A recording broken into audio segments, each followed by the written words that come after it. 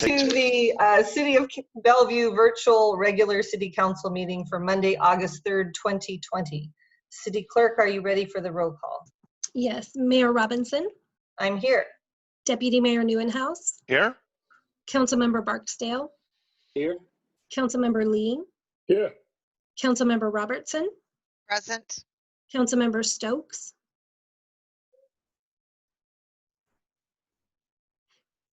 Councilmember Stokes, there should be an unmute prompt.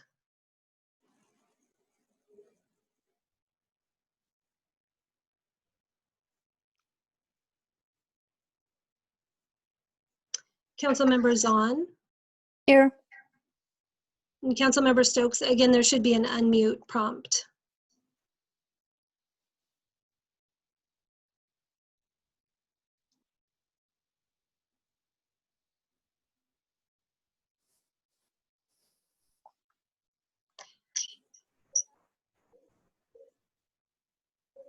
Councilmember Stokes.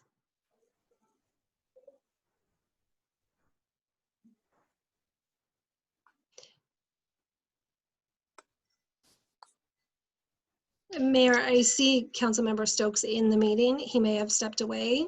Okay. All right. So let's see, we have the approval of the agenda. Now we're going to have to amend the agenda because Councilmember Barksdale requested that the city manager provide us an update on the status of our review of public safety practices.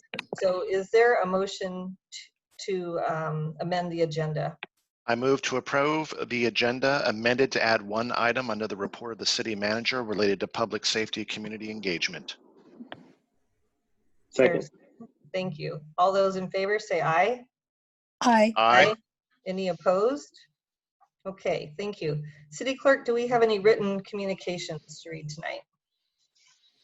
Yes, thank you, Mayor. There are 6 written communications that have come in for reading at tonight's meeting.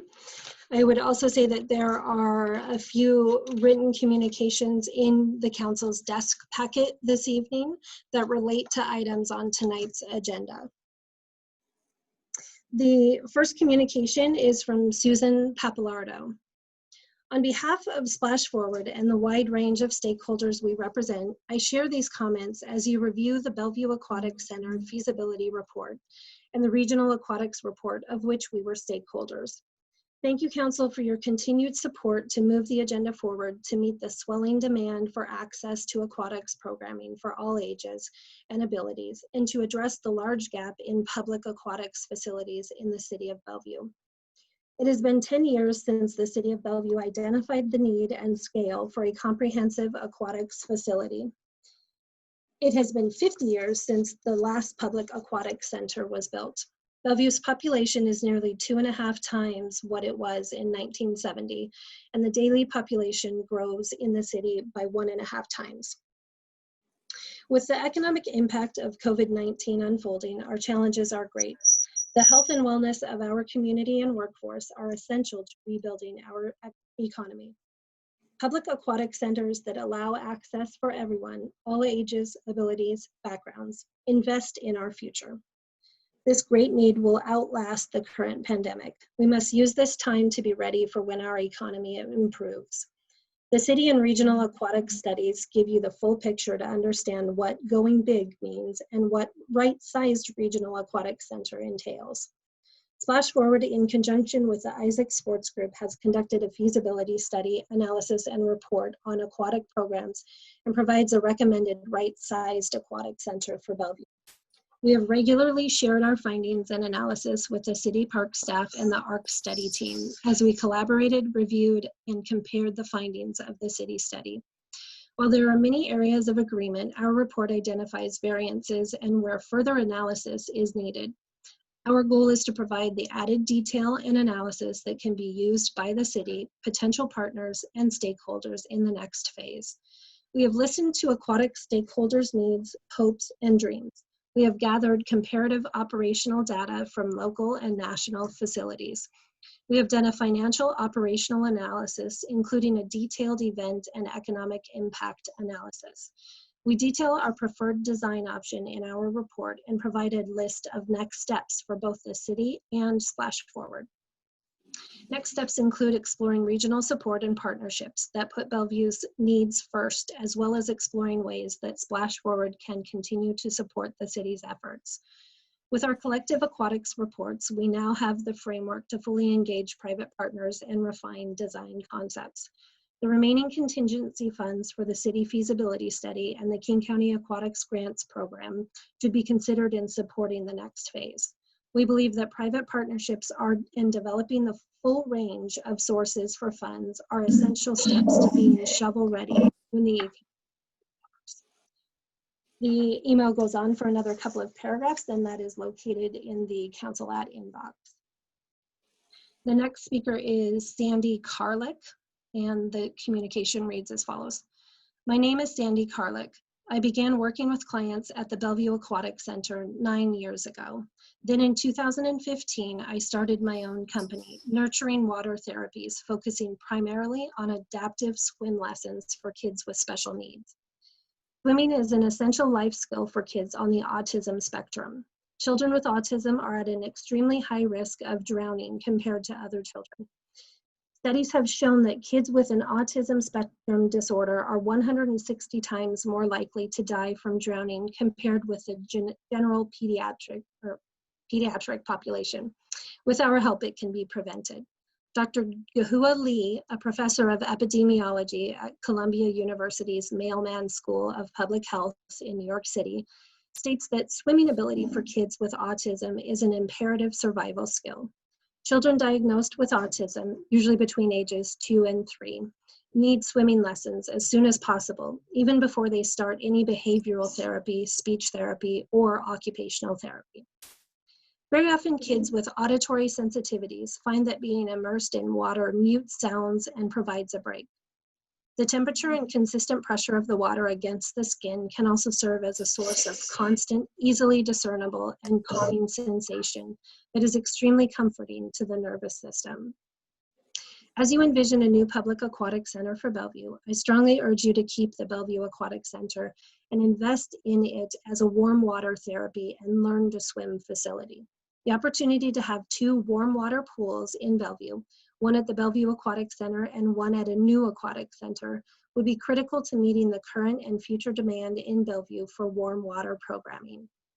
Currently, with very limited pools available in Washington State, the demand today for warm water therapeutic exercise and therapy providers is quite long.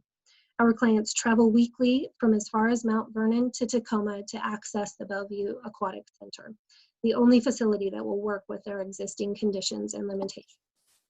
Therapy pools include swim lessons, aquatic fitness, special needs programming, and senior programming. Converting today's Blue Lagoon pool into a warmer program pool would be extremely beneficial to be able to provide children with special needs a space better suited for them, including basic water safety, learn to swim classes, one-on-one sessions, and Special Olympics programs. Having a true program pool that is separate from both the warm water springs therapy pool and a competitive lap pool is critical for this population. In 2020, the CDC reported that approximately 1 in 54 children in the US is diagnosed with an autism spectrum disorder, according to 2016 data. That doesn't account for the large number of children with anxiety, physical, sensory, communication, or behavior challenges that we work with each day. Since starting my business 5 years ago, the number of special needs kids and adults I serve has grown tremendously, and I maintain a waiting list of up to 3 months year-round. Again, the email goes on for another couple of paragraphs and is located in the Council at inbox. The next communication is from James Rivard, Managing Principal of SRM Development. Dear Council, this letter concerns and supports SRM's 2020 Bellevue Comprehensive Plan Amendment proposal affecting property owned by SRM adjacent to Bellevue Way Southeast and South Main Street. This property, located at a highly visible, trafficked, and increasingly integral intersection, can become Bellevue's signature southern gateway into downtown Bellevue.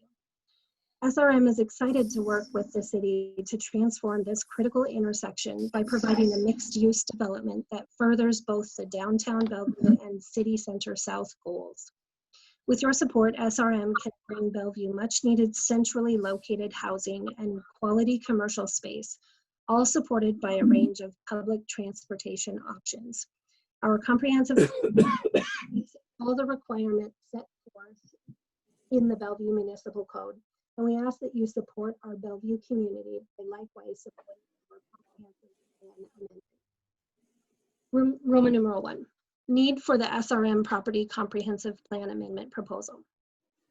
In January 2020, SRM submitted a Bellevue Comprehensive Plan Amendment proposal aiming to rectify the split zoning designation of the SRM property by upzoning the southern portion of its property to a unified DTMU zone designation. The proposal is needed to allow the production of additional housing units and to allow for coordinated development of an important gateway corner location. As the SRM property only recently came under common ownership with the parcel to the north at the corner of Bellevue Way Southeast and Main Street, the uniform zoning designation requested in the proposal would allow future redevelopment of the SRM property to advance the goals stated in the Bellevue Comprehensive Plan, and specifically within the city center south and larger downtown sub-areas. Benefits of the Comprehensive Plan Amendment proposal. The SRM property is part of the crucial intersection of Bellevue Way Southeast and Main Street, and at present hosts a setback, fast food restaurant, and small strip mall.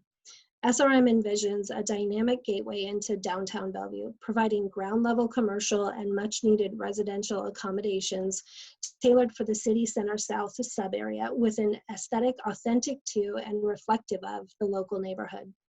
As SRM has brought several properties along this gateway under common ownership, the city has a unique opportunity to have a gateway crafted with a singular vision and compatibility. In addition to being consistent with the downtown Bellevue sub-area and city center south goals, the proposal provides a growing Bellevue with necessary housing via a mixed-use development. Indeed, the Bellevue Comprehensive Plan describes City Center South as an emerging mixed-use neighborhood, and as such, SRM's planned development would help enhance the mix of commercial and residential units that have come to define the local neighborhood. Again, the email goes on for a couple of paragraphs. It is located in the Council Ad inbox. The next communication is from Tim Motz, who is President and CEO of the Bellevue Boys and Girls Club. My name is Tim Motz. I am the President, CEO of Boys and Girls Clubs of Bellevue. A year and a half ago, my family and I relocated to Washington State from Hawaii. Since our move, we have made the Newport Hills neighborhood our home. My 3 young sons attend Newport Heights Elementary School, and with tremendous support from the school, their transition was smooth and we were able to access additional resources for our youngest who is on the autism spectrum. Having access to an aquatic center for children to have a safe environment to learn basic water safety, swim lessons, and water therapy classes that our children in our community can easily access is vital for our children, especially being in an area where we are surrounded by large bodies of water. There is a great need for providing access to Learn to Swim and aquatics programming for our low-income and underserved children and families within our community. We know this community better than most and know firsthand the incredible role a community center focused on health and wellness plays in the lives of those we serve. Most of those we serve cannot afford memberships at local aquatic centers where they can receive basic Learn to Swim water safety skills. Since 2014, the club has held an annual 8-week swim and water safety program at Semina through a grant provided by the Michael Phelps Foundation, serving children 1st through 8th grade, primarily serving low-income youth who have never had the opportunity to participate in swim lessons. Many of the participants did not own a swimsuit. The club then purchases suits for youth to participate. So far, 240 youth have participated in the program, with 90% being low-income youth. At the beginning of COVID-19, BGCB moved quickly to meet the growing needs of our community, closing the gaps in accessible youth care and academic support while schools closed, especially for children of essential workers and those most vulnerable. In our effort to combat food insecurity, the club served 3 meals a day, serving over 33,000 meals from March through June. BGCB will never miss an opportunity to support our families. We are confident a community aquatic center can broaden the services that we provide and ties directly with the larger vision of our founder, Joan Kroc, envisioned. Boys and Girls Clubs of Bellevue is a proven partner with the City of Bellevue, operating the Boys and Girls Clubs of Bellevue's Hidden Valley Field House facility and operating out of South Bellevue and Crossroads community centers. We also run 15 after-school programs within the Bellevue School District, with 3 sites on King County Housing Authority properties. BGCB serves over 12,000 youth annually through club programs. Partnerships are vital to the success of any large-scale civic project that invests in the health and wellness of our community and provides much-needed community spaces that bring us together to support and strengthen our community.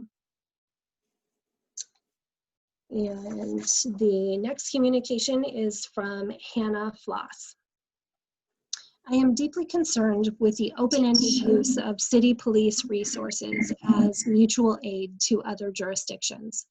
The City of Bellevue sent an armored vehicle and tactical forces to the protest in Seattle on July 25th. Escalating tensions with a military-type show of force is not a way to encourage peaceful protest, and I don't want my tax dollars to be used to that end.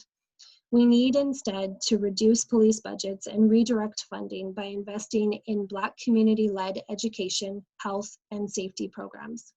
Examples of programs to invest in are our schools and youth homelessness services, solutions to the opioid crisis, and non-police responders for crises such as mental health response teams and community violence prevention programs. The final communication this evening is written by Larry Martin. Good evening, Council. I'm writing on behalf of the family that owns the Safeguard self-storage property to ask you to include their proposal in the 2020 Comprehensive Plan Amendment Work Program as recommended unanimously by the Planning Commission. The property is located adjacent to Crossroads Park and many public facilities. It is close to Crossroads Shopping Center and a broad range of retail and service businesses. The Safeguard self-storage proposal will facilitate redevelopment of this 6+ acre property into a walkable, mixed-use neighborhood. Redevelopment will create positive benefits for the community. Redevelopment will connect the site and surrounding neighborhood with the park by providing public open space, walking and biking pathways, and public sidewalks. The many new residents who will be able to live just a short walk from the shopping center and other nearby retail and service businesses will bring more vitality to the area. Much has changed since the land use designation and zoning of the site were last considered in 1988. The cost of housing has increased tremendously. Public awareness of the environmental impacts of low-density, auto-oriented suburban neighborhood housing have increased. Employment near the site has continued to grow. These factors have led to market demand for multifamily housing mixed with retail and other neighborhoods' supportive uses. We ask that you help meet the need for more housing located close to employment and services by advancing the Safeguard proposal for further consideration by the Planning Commission. And that ends written communications for this evening. Okay, thank you, City Clerk. Now we're on to the report of the City Manager, Mr. Miyake. Thank you, Mayor Robinson and council members.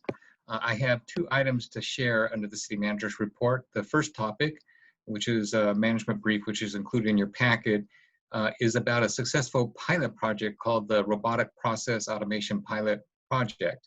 This particular report was intended to highlight an example of the innovation that occurs in the daily work of our staff. And with that, I'm going to turn it over to Sabra Schneider, our Chief Information Officer, to provide an overview of this pilot project that actually resulted in cost savings to the city. Sabra? Good evening, Mayor Robinson and council members. As City Manager Miyake said, we're here tonight to talk to you about our first robotic process automation, or RPA, pilot. This project was a collaborative partnership between information technology staff and development services staff. Next slide, please.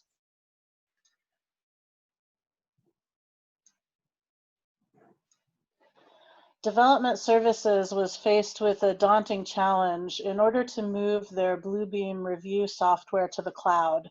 More than 2,500 plan review sessions needed to be migrated from an on-premise version of their Bluebeam software to the new cloud solution of the software. Support was ending for the on-premise version, and the migration needed to be done both accurately and fairly quickly. The vendors, unfortunately, did not have an automated way of moving the materials, meaning the city had to figure out how to move those 2,500 plan sessions. Development Services estimated that the work would take more than 500 hours to migrate by hand, a process that was prone to human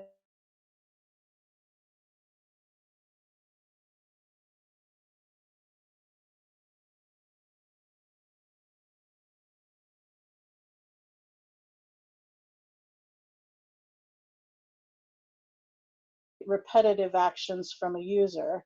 IT and Development Services came together to talk about it and thought this would be an outstanding pilot or test case for RPA technology. So working with Development Services, IT was able to configure the robot and completed the migration.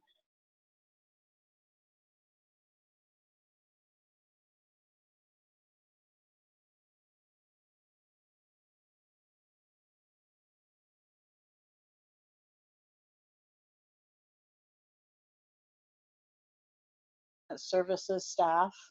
IT was able to run the robotic process after hours so it wouldn't interfere or slow any services down during the day. The success rate of running RPA was 96% with this particular project, and the migration completed on time without interfering with any public-facing services.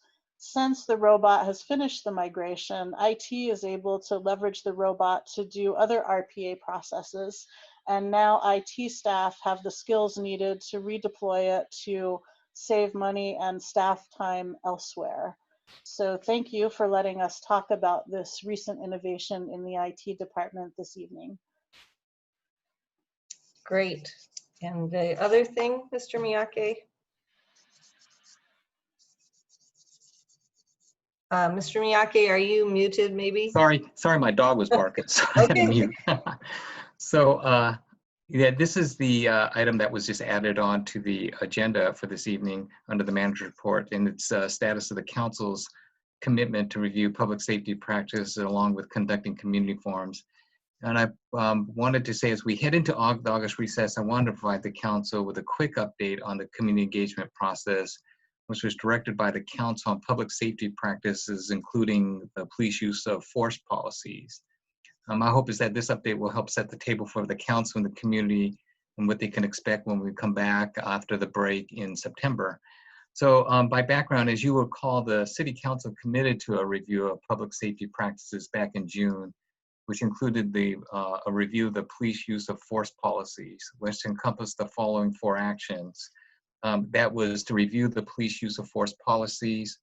Second, to engage the community by including a diverse range of input, experiences, and stories in the review. And third, report the findings of the review to the community and seek feedback. And fourth, reform police use of force policies.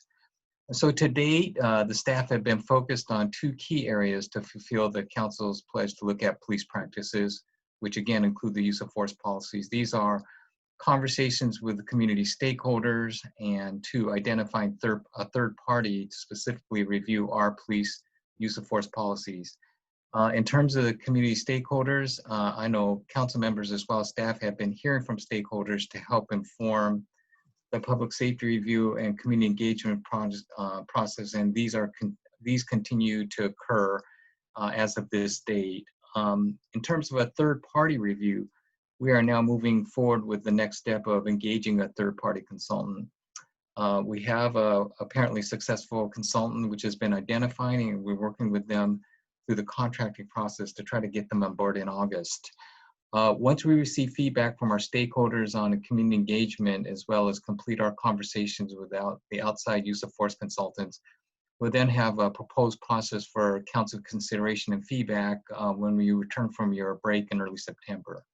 So we look forward to these discussions throughout the month with some of the community members, and look forward to bringing this back to the council with a proposed process in very early September. Thank you, Mayor, council members. Thank you very much. Okay, now we're on to the consent calendar. Do I have a motion to approve the consent calendar? So moved. Okay, is there a second? Second. All those in favor say aye. Aye. Aye. Any opposed? Okay, great. All right, we're on to a public hearing. Mr. Miyake, would you like to introduce? Sure, Mayor. Thank you, Mayor and council members. The public hearing in front of you gives the public the opportunity to comment on the release of multiple sewer easements. Following the public hearing, council will be asked to take action on the proposed resolution to release these easements. These are very similar to easements that you have been in front of you before, along with the public hearing process. So joining us this evening is Ira McDaniel, our real property manager in Finance and Asset Management Department, to give you a quick staff report before you open up the public hearing. Ira? All right, thank you. And good evening, Mayor and council members. Our staff report tonight is regarding a request to release 3 sewer easements and a portion of a 4th sewer easement, which are located at 7009 and 7011 Ripley Lane Southeast. Next slide, please. The easements are located on the property shown here in purple, which is in unincorporated King County near the city limits of Renton. It's actually a Renton address right along Lake Washington. Next slide. The city was engaged by the property owners at 7009 Ripley Lane to clear easements from their title. When they bought the house last year, their surveyor identified that the sewer easements could have 2 possible interpretations as to their location. For example, the easement that is running east to west in red here was drawn as lying underneath their house, but the facilities that the easement was intended to cover are located several feet to the south on the next property at 7011 Ripley Lane. These circumstances resulted from what appears to be a decades-old surveying issue, where the homes and the fences were all built several feet across their respective property lines. This discrepancy wasn't discovered by the property owners until 1973, which was after our sewer line and was constructed.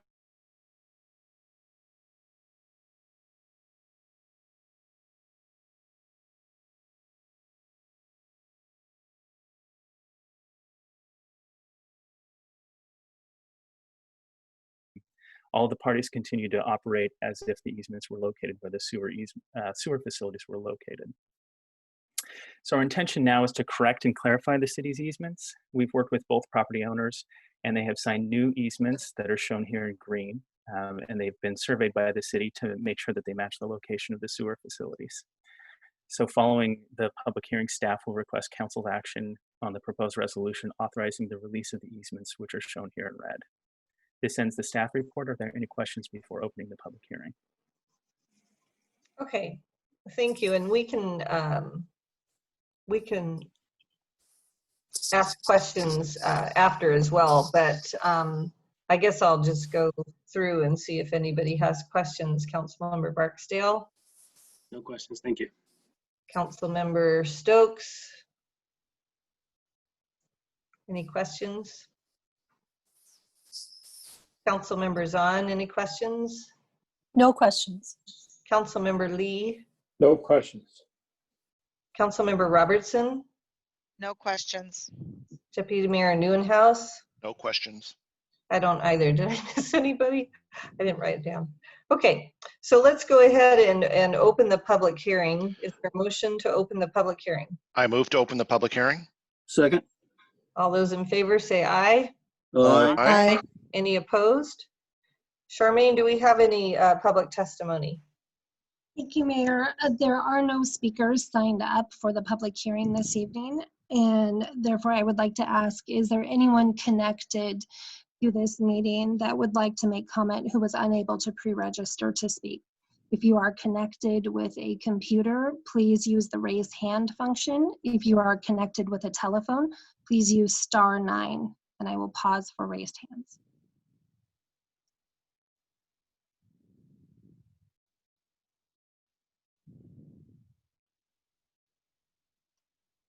Okay, Mayor, I do not see any raised hands. Okay, is there a motion to close the public hearing? I move to close the public hearing. Second. All those in favor say aye. Aye. Aye. Aye. Opposed? Okay, great. Well, now we'll go for discussion and action. So I'm just going to go through the list again and see if there are any comments or questions. Councilmember Barksdale. No questions, thank you. Councilmember Zahn. No questions. Councilmember Stokes. No questions. Councilmember Lee. No questions. Councilmember Robertson. No questions.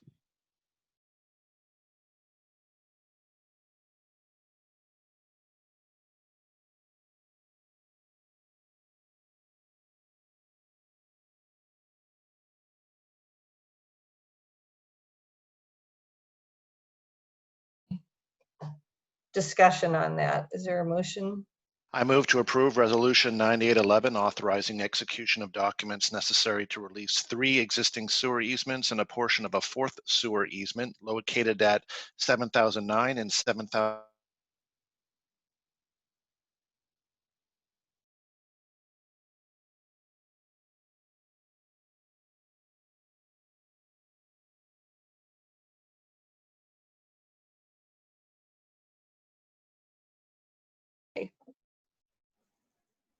Okay, hearing none. All those in favor say aye. Aye. Aye. Any opposed? All right, thank you. So we've adopted that. All right, now we're on to our study session items. Mr. Miyake, would you like to introduce? Sure, Mayor. The study session item in front of you tonight is on the 2020 Aquatic Center feasibility study update. And just by way of background, Council approved as part of the 2019 to 2020 budget, the execution and completion of an aquatic center feasibility study. Tonight, staff will be presenting the Council with the results of the study. And after the presentation, we are seeking any direction the Council might want to provide staff for afterwards. So with that, joining us this evening, Michael Shiosaki, the Director of our Parks and Community Services Department, as well as his staff, Ken Kruger, Project Manager. And I believe we have some additional guests with us this night, Susan Papalardo, the Board President of Splash, as well as Emily Wheeler, listening in as part of the Principal of ARC Architects Consultant. Both are not part of the presentation, but I wanted to acknowledge their presence here.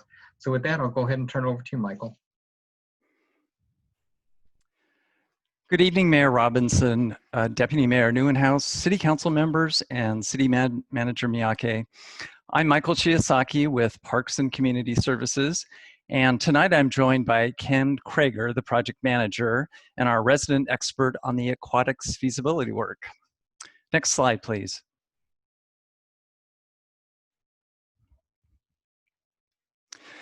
This evening, we bring back the Aquatics Feasibility Study Update, and this work includes final program options with final estimated capital and operating costs, along with estimated revenue figures or cost recovery for each of the 3 options studied. And we have finalized information on economic impacts. We'll also elaborate on the potential funding mechanisms, such as bonds or levies, and potential partnerships. Our hope is that the study update is helpful in informing you about aquatics facilities for Bellevue and options for the future. Next slide, please. So here's the outline for this evening's presentation, and we'll try to move quickly to the new and finalized information, particularly under facility options and costs, and economic impacts, partnerships, and financing options. Next slide, please. And next one also. First, I will briefly cover how we've arrived at where we are today. Much of the investment in pools in our region goes back to the 1960s and the King County Forward Thrust Bond. 16 pools were built across the region as a part of Forward Thrust, including Bellevue's Odal Pool. Of the pools that are still operating, the remaining ones are approaching the end of their typical lifespans. So then fast forwarding to 2006, a local nonprofit organization called Splash, which stands for Swimming Pools for Leisure, Active Sports, and Health, was established to promote aquatics on the east side. So in 2008 and 2009, the City Council funded a study and provided direction to look at the feasibility of a new aquatic center in the city, and that work was completed in 2009. Unfortunately, the Great Recession intervened and halted further action on the study. Then in 2017, there was a new regional interest, and this included the formation of Splash Forward. And this group, once again, was advocating for aquatics needs on the east side. And this group has really been so instrumental in moving the conversation forward, and they've really been a great partner on this effort. So then in 2018, King County initiated a regional aquatics report that included Bellevue, Redmond, Kirkland, and the county. And the City Council at that time authorized a memorandum of understanding to explore the feasibility of a regional approach to developing aquatics facilities on the east side. The study concluded that there were major needs for aquatics facilities on the east side, the need for collaboration and coordination of a regional solution, and suggested the need for one regional pool or center and 2 to 3 smaller community or neighborhood pools or centers. Then in 2019, as directed by the City Council, staff initiated an update to the aquatics feasibility study. In April of that year, staff came to the City Council to seek your support on the overall work plan and scope of the study. And per the feedback to staff from the council that evening, it's now referred to as the Go Big or Go Home discussion. Then in October of last year, staff came back, and this was about at the 70% completion stage of the study, and offered kind of a preliminary review of the 3 options that were under study. And that kind of, that brings us up to today and the final feasibility study update. And with that, I will pass the mic to Ken Krager for the next portion of the presentation. Thank you. Next slide, please. And next slide. And thank you very much and good evening. So while Odal Pool has served more than 3.5 million participants in programs and services, it's no longer able to fully meet our current or future demand for community aquatic needs in the city of over 140,000 residents. Bellevue School District meets are often held outside of the city limits, and many practices are held in private swim clubs. Students travel outside their communities for meets and are often forced to swim in near freezing temperatures, in the snow, and in other unpleasant conditions. King County Aquatic Center in Federal Way is the only competitive 50-meter pool in the region, as well as one of the only public sites for competitive diving, artistic swimming, and water polo matches. Bellevue also lacks any contemporary leisure or recreational pool, indoor or outdoor. Even with our dedicated staff at Odal, the high demand for both public and private Learn to Swim programs have long waiting lists and is limited based on pool access. Next slide, please.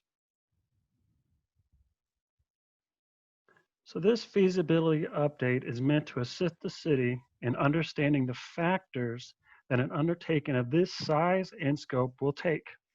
Its purpose is to lay the foundation to assist the council in reaching a decision on how Bellevue can participate in meeting the increasing aquatic needs of our community.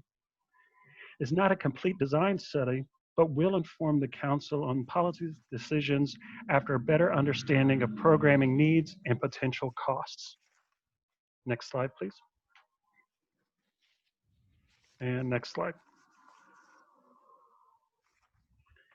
In order to ground this study, we've developed 3 program options to be able to compare and evaluate the opportunities. These were based on the previous build your own solution in the last presentation we presented to council. In each option, costs are in today's dollars and are structured in a way that the city both builds and operates the state-of-the-art facility. Our first option is meant to serve dual sports and club meets. It contains a standard 50-meter competition pool, with one end being the deep water area for diving and other water uses. The programming will occur in the 6-lane program pool, and there's a separate leisure and recreational pool. In this option, all the wellness and therapy programs will remain at Odell. Next slide, please. As a result, we're looking at a 94,000 square foot facility with construction costs in the range of $70 million. While this option would greatly increase the city's ability in meeting current and future needs, our cost recovery model is suggesting an approximate 72%. In comparison, the current Odell facility operates at an astonishing 59% given its age and size. Next slide, please. For our option 2, we developed it to hold conference and district meets.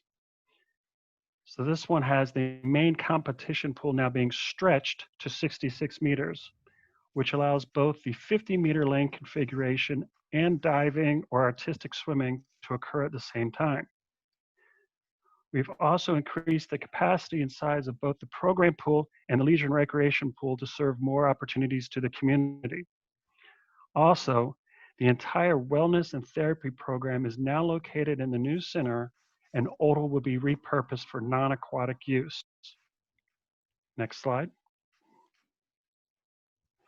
With this option, we've increased the building size to approximately 121,000 square feet, and construction costs are almost $90 million. Think about the average size of a typical Costco building. That's what we're looking at.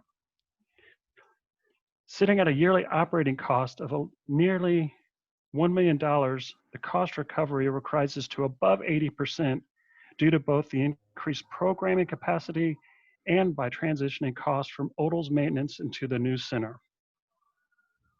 Next slide, please. The option 3 will have the ability to successfully hold larger invitational meets and was developed through discussions with Bellevue College to understand what their organizational needs may include. We now have this separate 50-meter pool and a separate deep water tank.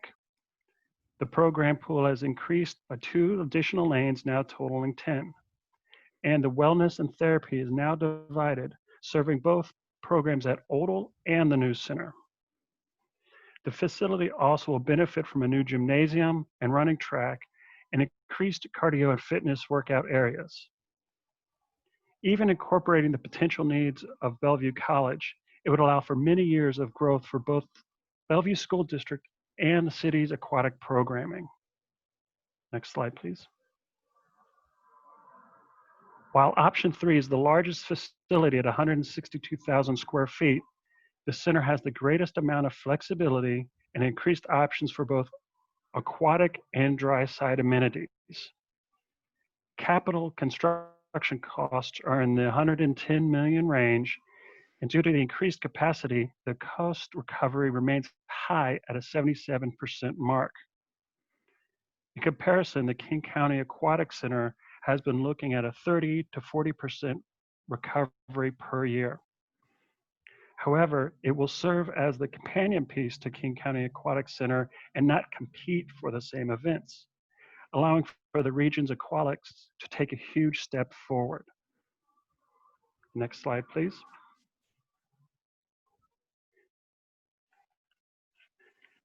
Meeting the aquatic needs of Bellevue is the main focus of this update. Therefore, Bellevue is the primary target service area. And service areas are the distance people typically travel to utilize a program, center, or options. A typical 15 to 20-minute drivable service area is not uncommon for a significant aquatic facility. And with the significant identified aquatic needs in the region, a center of this scope will draw interest beyond Bellevue and includes Sammamish, Issaquah, Renton, Kirkland, and Redmond, just to name a few. Therefore, the report has identified 3 service areas that are significant and could help support an aquatic center through patronage and membership. And drawing from these 3 service areas will encourage programs for all ages, abilities, and backgrounds. Next slide, please. These 4 sites were previously chosen as primary examples and were previously discussed with council. Therefore, we have not included any additional new sites to be included in the study. These sites are chosen as they are size sufficient enough to support a facility of this scope, as well as its parking needs. It's limited to property owned by the city or interested potential partner, as in Bellevue College. And there's easy access to each site. They've been chosen for their locations within the city of Bellevue and their ability to draw potential partners to the project. Additionally, this report does not include any option with property acquisition. Next slide, please. These site premium costs that were discussed previously will require further site-specific studies outside the report's scope. To study these options to the degree that's needed is beyond a feasibility report. However, they do reflect a range of anticipated additional costs that may be included in the project once the site is selected. Next slide, please.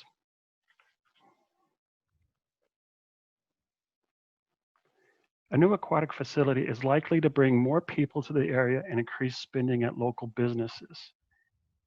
The total potential economic impact per year is only slightly different for each 3 study options. It goes from 6.4 to 8.4 million. However, the study does find that several millions of dollars in spending will occur that will benefit the city by a tax revenue of approximately $84,000 per year. Next slide, please. And specific partnerships will depend on the final program options and to a greater extent, the location selected. However, we have an active partner in Splash Forward who's very excited to assist us in finding partners for the center and provided an independent check on the feasibility of aquatics in the region and for the city. We do have a commitment from the Bellevue School District to help with the new center, which will help meet their needs for student athletes and therapeutic recreational needs for the students with all abilities. And the continued King County regional approach has brought interest from the county, from Kirkland, and from Redmond for further develop a regional approach in solving this issue. Next slide, please. The development of a center of this magnitude will more than likely utilize multiple funding sources. The list shown here is a representation of strategies that the city has at its disposal and are further defined in the final report. And as an example of well-known best-in-class facilities across the country, the Elkhart, Indiana Center was built with 70% public funds and 30% private contributions. Or the Lenexa, Kansas Center was built completely through public bonds. There's a lot of options out there that the city will have at our leisure at disposal to solve the financing options. And now back to Michael. Next slide, please. Thank you for the opportunity to bring the final aquatics feasibility study back to you. This groundwork helps pave the way for future success in building and operating a new aquatic center in Bellevue. At the point the project moves forward, this study will provide the foundational jumping off point for future planning and design of such a facility. We are available for any questions you may have on the presentation or possible next steps. Thank you.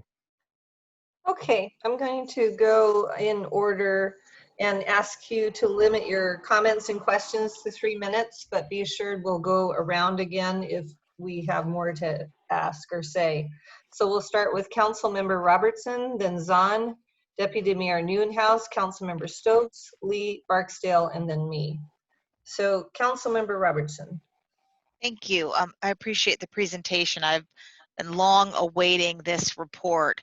I also I wanted to make sure that we're still at the point where the features of options 1, 2, and 3 are plug and play, if you will. If we want a little bit of this and a little bit of that, we're still well early enough in the process to define that. Is that correct? That is correct. Okay, Yes. great. So as everyone knows, I am a huge supporter of this idea.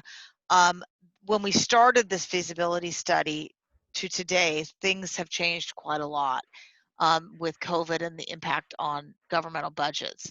However, I would still like to keep moving forward. I'm not saying we're ready to pull the trigger and fund it 100% today, but I do want to keep the momentum, because when I first joined the council in 2009, we had just had the first splash feasibility study, and then that recession got pretty bad and it ended up stuck on a shelf. And I don't want that to happen to this. Swimming and water availability is far too important, with drowning being the #1 cause of death of children under 5 and #2 accidental cause of death for children 5 to 14.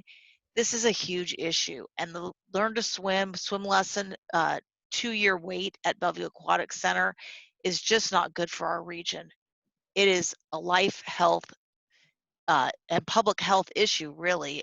With us being between 2 lakes, learning to swim is really a matter of life and death, as well as also servicing our youth, our special needs population, and all of the adults from 18 to 102.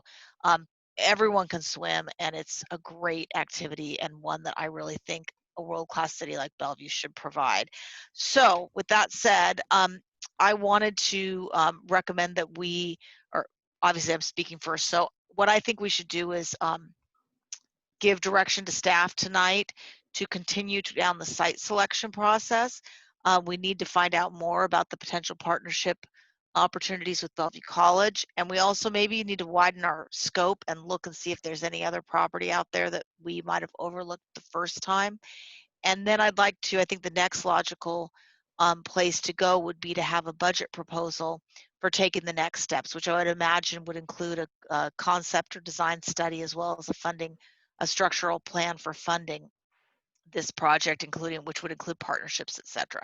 So this question is for either Ken or Michael. If we give direction tonight to continue down the path as I've laid out, continue on site selection, bring back a budget proposal for funding structure, concept, or design study, because I want to keep this moving forward while our economy normalizes and hopefully rebounds. And if there's federal and state grant money out there, I'd like us to be at a place where we can really go after that.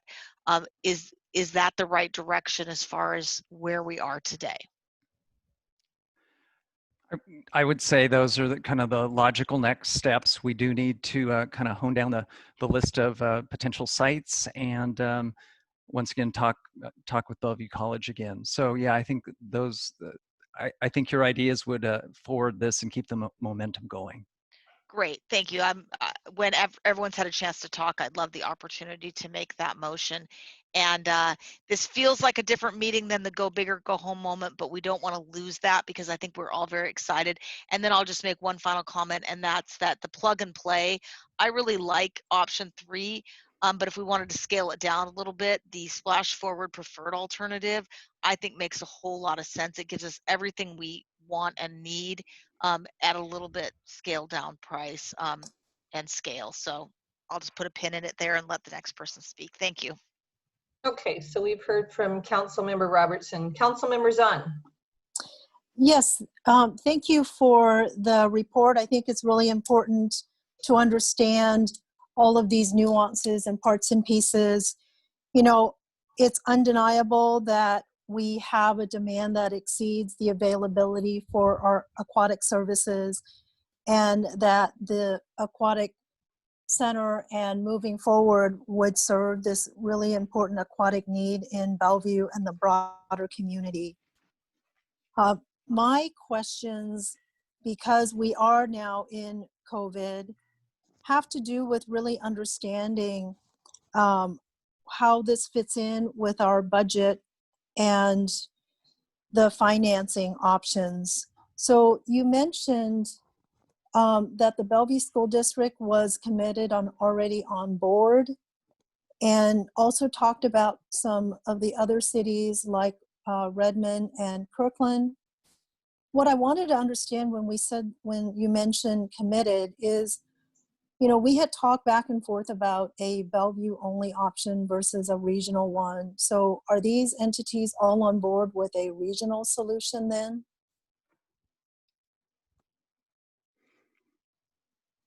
Ken, would you like to Yeah. respond to that? Yes, from discussions that we've held, they are definitely interested in participating in a regional. They realize that there's a regional need. How it's divided or developed as far as one big complex and smaller satellite aquatic centers, that still needs to be worked out. But they do have an interest and have expressed an interest, and this is pre-COVID discussions about pursuing this as an approach. And I believe King County are is they still. looking at,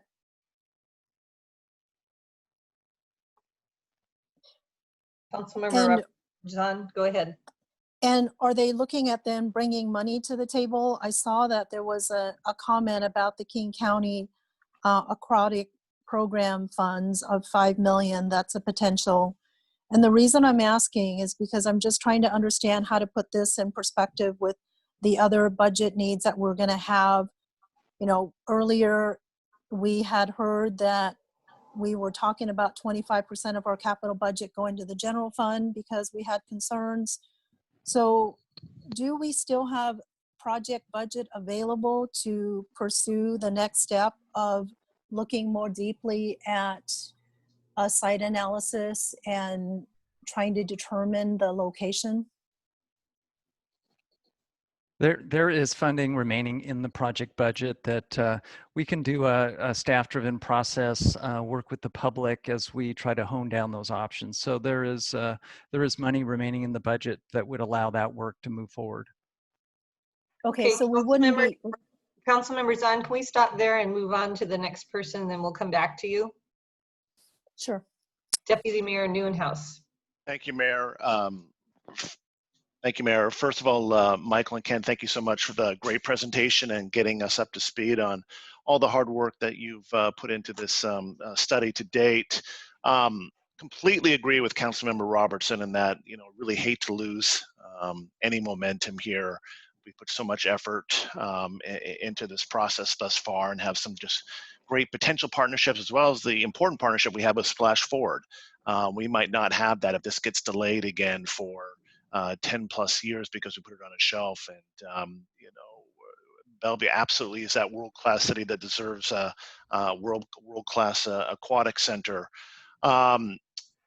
Certainly, I think, Michael, I really like your suggestion of a staff-driven analysis, given where we are with COVID, with the pandemic, with the budget crunch that we're in, versus putting a lot of additional dollars looking at the site analysis. However, in your estimation right now, are all four of those, and you might not be able to answer that at this point yet, but are all four still possibilities, or should we look at even cutting that list down before we even have that staff-driven process of site analysis?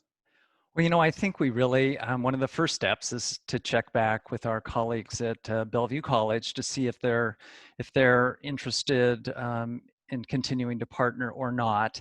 Mm-hmm. The other two sites, one at Marymore and one at Airfield Park, you know, we probably control our destiny a little bit more there. Okay. I'm told on the Lincoln Center site that just due to the constraints of the size that it probably is the most, well, it is, of the ones that remain, it's a really challenging site to develop for an aquatic center. Yeah, I would agree. And then on those potential partners, is the appetite still there for all those potential partners that you listed off? I mean, that might require some additional work, but I'm just curious, prior to this presentation tonight, as far as you know, is their appetite still as strong as before? I'll look to you to answer that one, Ken. I would say that everybody is still interested. To what extent with pre-COVID-19 or with COVID-19 now, I don't know how strong, but I do know that Splash Forward has been reaching out to a lot of potential partners, and there are a lot of people out there that are very interested in still Great. helping out and pursuing this as a goal. Okay, that's great to hear. Thank you so much. Thank you, Mayor. Okay, Councilmember Stokes.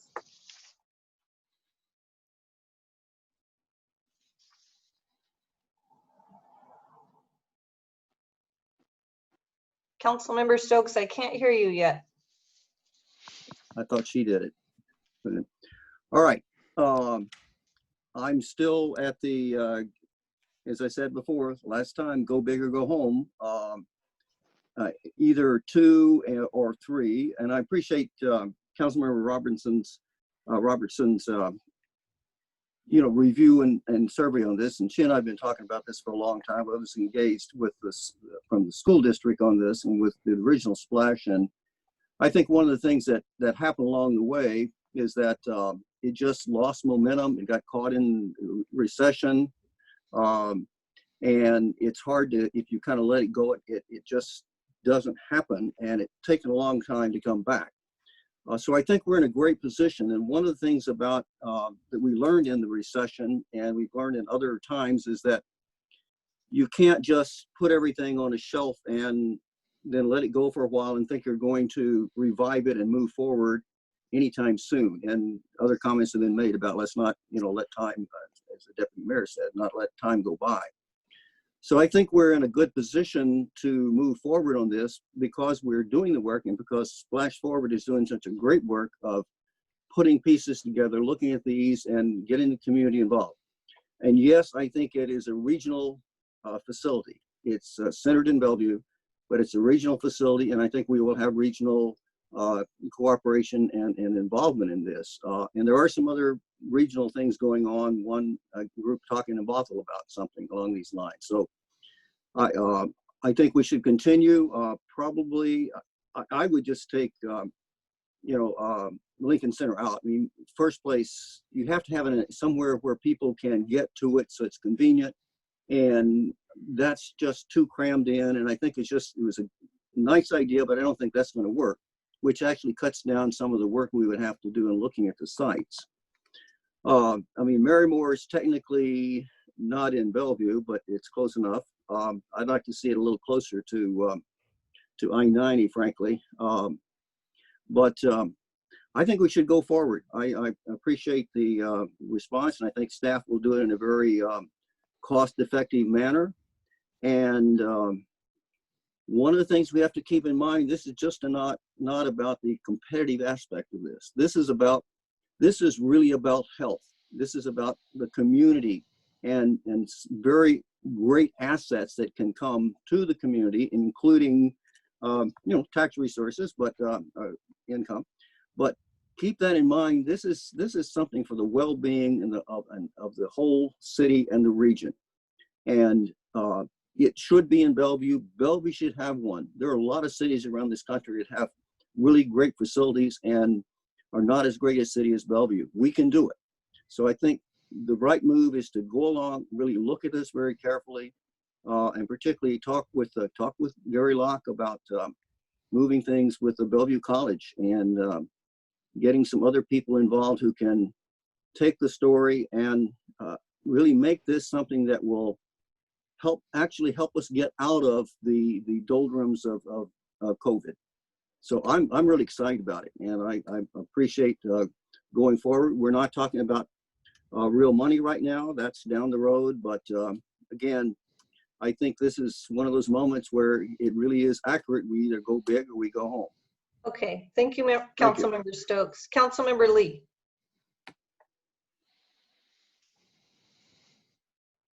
Thank you. Well, thanks to the staff for bringing this report to us. Did a good job, a lot of information there. And well, third time is the charm. I remember when I first got the council 28 years ago, we were talking about aquatic center. We have a Chris Heaton, that's her name. She is a council member who was very, very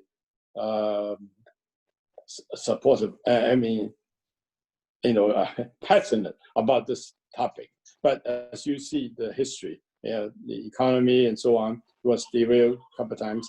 But this is the third time, and I think that we are looking at indeed, truly a regional facility. But it requires Bellevue leadership. But also recognize being a regional facility, we have other partners involved. And I think I'm very glad to say Splash Forward is a very good partner.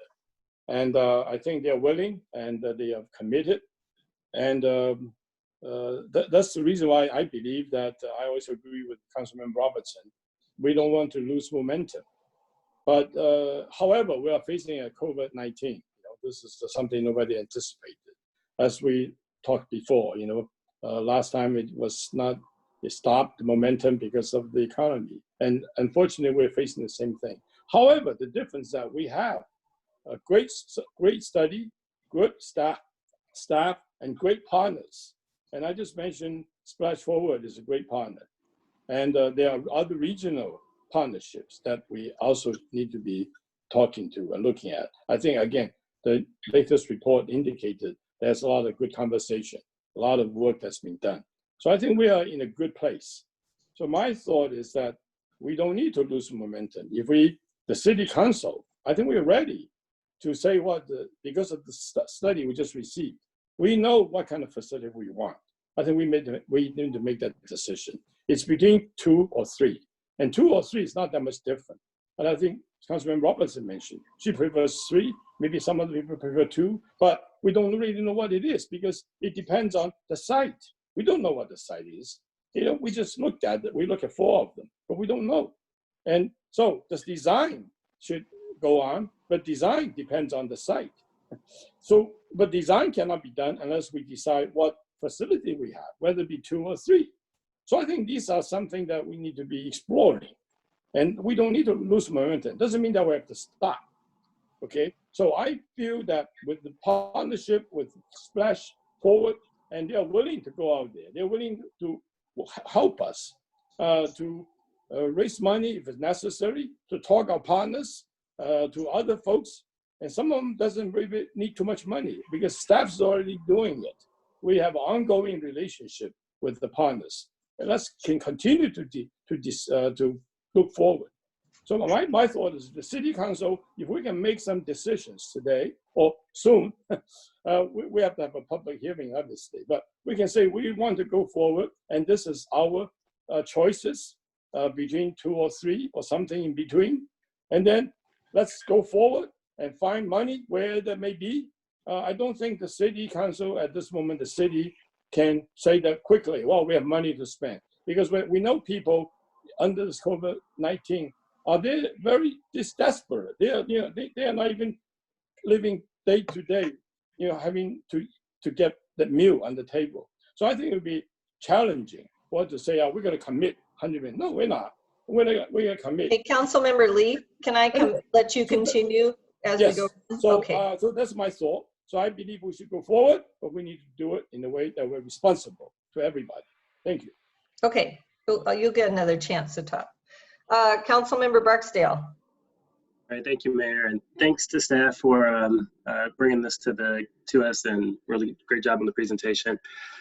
Just to build on first on a couple of comments that have already been made by other council members, good to hear that the funding's already accounted for in the project budget. I would, building on Councilmember Lee's statement, have difficulty with putting public or city financing toward a project when we do have people who are struggling to pay rent and are experiencing food insecurity. So the more that we could put that priority on finding funds outside of city funding, that would be great. In terms of equity, I had a couple of questions, or just in general, how have you accounted for equity? I know you talked about age and ability, but the letter from the Boys and Girls Club spoke about low-income families and youth. How have you accounted for that in the programming, or just in general? The city does have a program in place for providing, including the aquatics programming, to low-income people in need, and I'm sure we would continue that. We're looking at a whole range of options to be able to make sure that people from all ages, abilities, can and will be able to successfully use this center. Okay, I just want to, I guess, say I agree with making sure that it's equitable in terms of age and ability. I just want to also encourage us to focus on providing access to low-income youth and families. And also, as we think about a site location, also take equity into consideration and make sure that it's on a location that is equitably accessible to that same population of low-income youth and families. Thank you. We will definitely do that as a part of moving forward. Thank you. Thank you. Well, thank you. I feel like, you know, we talk about perhaps pushing this out for more of a community process. It feels like we've been going on with a community process for 12 years. And I feel like this is a benefit to the community. It's a community asset. And if it's serving everybody in the community, I'm anxious to move this forward. And I would really love to see staff narrow down the choices without spending additional money. Just have the conversation with Bellevue College and find out if that is feasible. I know Airfield Park, you know, if we were to try to site it there, there's a ton of remediation that has to go on because of the fact that was a dump for a while. And so there's a lot of remediation. And so with that in mind, I think that I hear the council say, you know, option 2 or 3, that we're, and council can specify that when we come down to our final comments here, but that's what I'm hearing. And it sounds like Lincoln Center is out. My guess is Airfield Park is out, but of course you should verify that for me. And so maybe we're down to Bellevue College and Marymore. And Bellevue College, we need to have a conversation and see if they're still a partner with us or not. And actually, that brings up a question. It seemed like option 3 was more for the Bellevue College site. If we were to choose Marymore, I'm wondering if option 3 would be suitable for that site as well. So I think, go ahead, Ken, go ahead. I would say on the option 3, a lot of the dry side portions of that were really what the Bellevue College was looking at. And we were trying to bookmark from that, you know, that plug and play option we had before of giving the bookends to the programs. And so we could see how much flexibility and how much impact different pool options at different sizes really matters, or makes the difference into the feasibility. So I get narrow down the site selection and the options without spending a lot of money. And then we could talk about what the next steps would be. So I'm gonna go around again, starting with Councilor Robertson, and let her go, and we'll go in order of Robertson's on, Neuenhouse, Stokes, Lee, Barksdale, and then me. Councilmember Robertson. Thank you, Mayor. And I would like a chance to make a motion to give direction, but since we're going around again, I won't do it now until everyone's spoken. I think it's a good conversation, so I'll just give an overview of where I am on the actual project, and that is, as I said, either option 3 or the splash preferred option, which scales down some of the amenities. And I agree with Mayor Robinson that if it's not on the campus of Bellevue College, we may not need as much dry side amenities and whatnot. And I also do support site selection moving forward, as well as if there's other sites that are in Bellevue that we would work for this, those should be brought to us. But I do think we can take Lincoln Center off. It's just too small. But I wouldn't dismiss Airfield Park. I think Airfield Park, if we can't go to Bellevue College, is the best location. Number 1, it's the largest. Number 2, it's actually in Bellevue. Number 3, we don't actually have to buy it. The Marymore Park one we own, but we would have to buy it because it's utility property, and so we'd have to pay fair market value for it. So the idea of not having to have an outlay of cash for property is completely undermined with the Barrymore Park. But we need to do more work on all of this. Question for staff. The Airfield Park remediation for the landfill, I know we've done some of it. No matter what happens with that piece of property, whether it's developed as an aquatic center or if it's developed as another park, like what's under the master plan, it has to be remediated, right? You know, and some of that remediation goes on today. I think the part that needs to be more fully investigated is actually putting a building on a portion of the landfill or not, or, you know, what other methods there might be to construct a building out there. I think that's the piece that hasn't been fully looked at. Oh, okay. Well, good. Well, hopefully we can look at that, because it seems to me that Bellevue College was this council's #1 choice when we talked about this before. But I'm really not interested in building a regional aquatic center that is not inside Bellevue city limits. I would be interested in a regional approach where we had satellite centers in other cities and a regional one here. But I'm just not really interested in building an aquatic center that's not in Bellevue. Got it. As the main cornerstone personally. I don't think it would serve as many needs. It has to be between 520 and I-90 in order to serve as the most people. Anyway, I will let other people speak, but and like I said, I'd like to make a motion for the next steps after we've all gone around again. Thank you. Councilmember Zahn. Yes, thank you. I'm glad to hear that we still have project budget to do the site assessment some more. And I agree that we need to keep the momentum going. So blessed that we have Splash Forward as our key partner, and that their study and the cities is in alignment.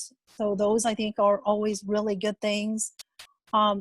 I believe that we should keep all 3 options on the table, because ultimately, I think it's going to help us with figuring out how to get this funded, because we have to look at both the capital and the operating cost. And when I look at the financing options, you know, a lot of those that are asking are the people that live in Bellevue to pay additional funds into building this aquatic center. And I do think that as we look at COVID and some of the challenges with our community, that may be very much an issue. So as we look at those funding partners, I think that'll be the most important piece. I agree with taking Lincoln Center off the table. I also agree with my colleague about making sure that the programs and the access is equitable. What I didn't hear any discussion about is making sure that as we look at the costs, that we are making sure that environmental stewardship elements are going to be part of this facility, because we don't build a lot of new facilities in Bellevue. And so when we do, I think we want to make sure that we're looking at it from our environmental stewardship as well for new buildings. We will definitely do that. I think it's just so early on in this study that I think that hasn't come to the surface yet. Okay, well, so we do have the ROMs on capital cost, and so just want to make sure that we are accounting for that element within even the rough order of magnitude. Thank you. Okay, Deputy Mayor Newhouse. Thank you, Mayor. Yeah, I'll just echo a lot of what's been said already, but yeah, I think taking Lincoln Center off the table at this point makes a lot of sense. And I'm very interested in moving forward with number 2 and with number 3 options. I think we should keep both of those on the table. I mean, option 1 is an option, but you know, as Councilmember Stokes says, you know, and as Michael just pointed out, it's so early in this process still. You know, I would hate to just go with the you know, that first option, because we didn't think we could do 2 or 3. So I certainly would like to keep those 2 options open, because I do think it's important. If we're going to do this and we have the momentum to do it, and we're not putting any money towards it right now, we're still in this study and site selection process. I just think it's way too early to take the bigger options off the table. So. And really like the approach, really like it as a staff-driven.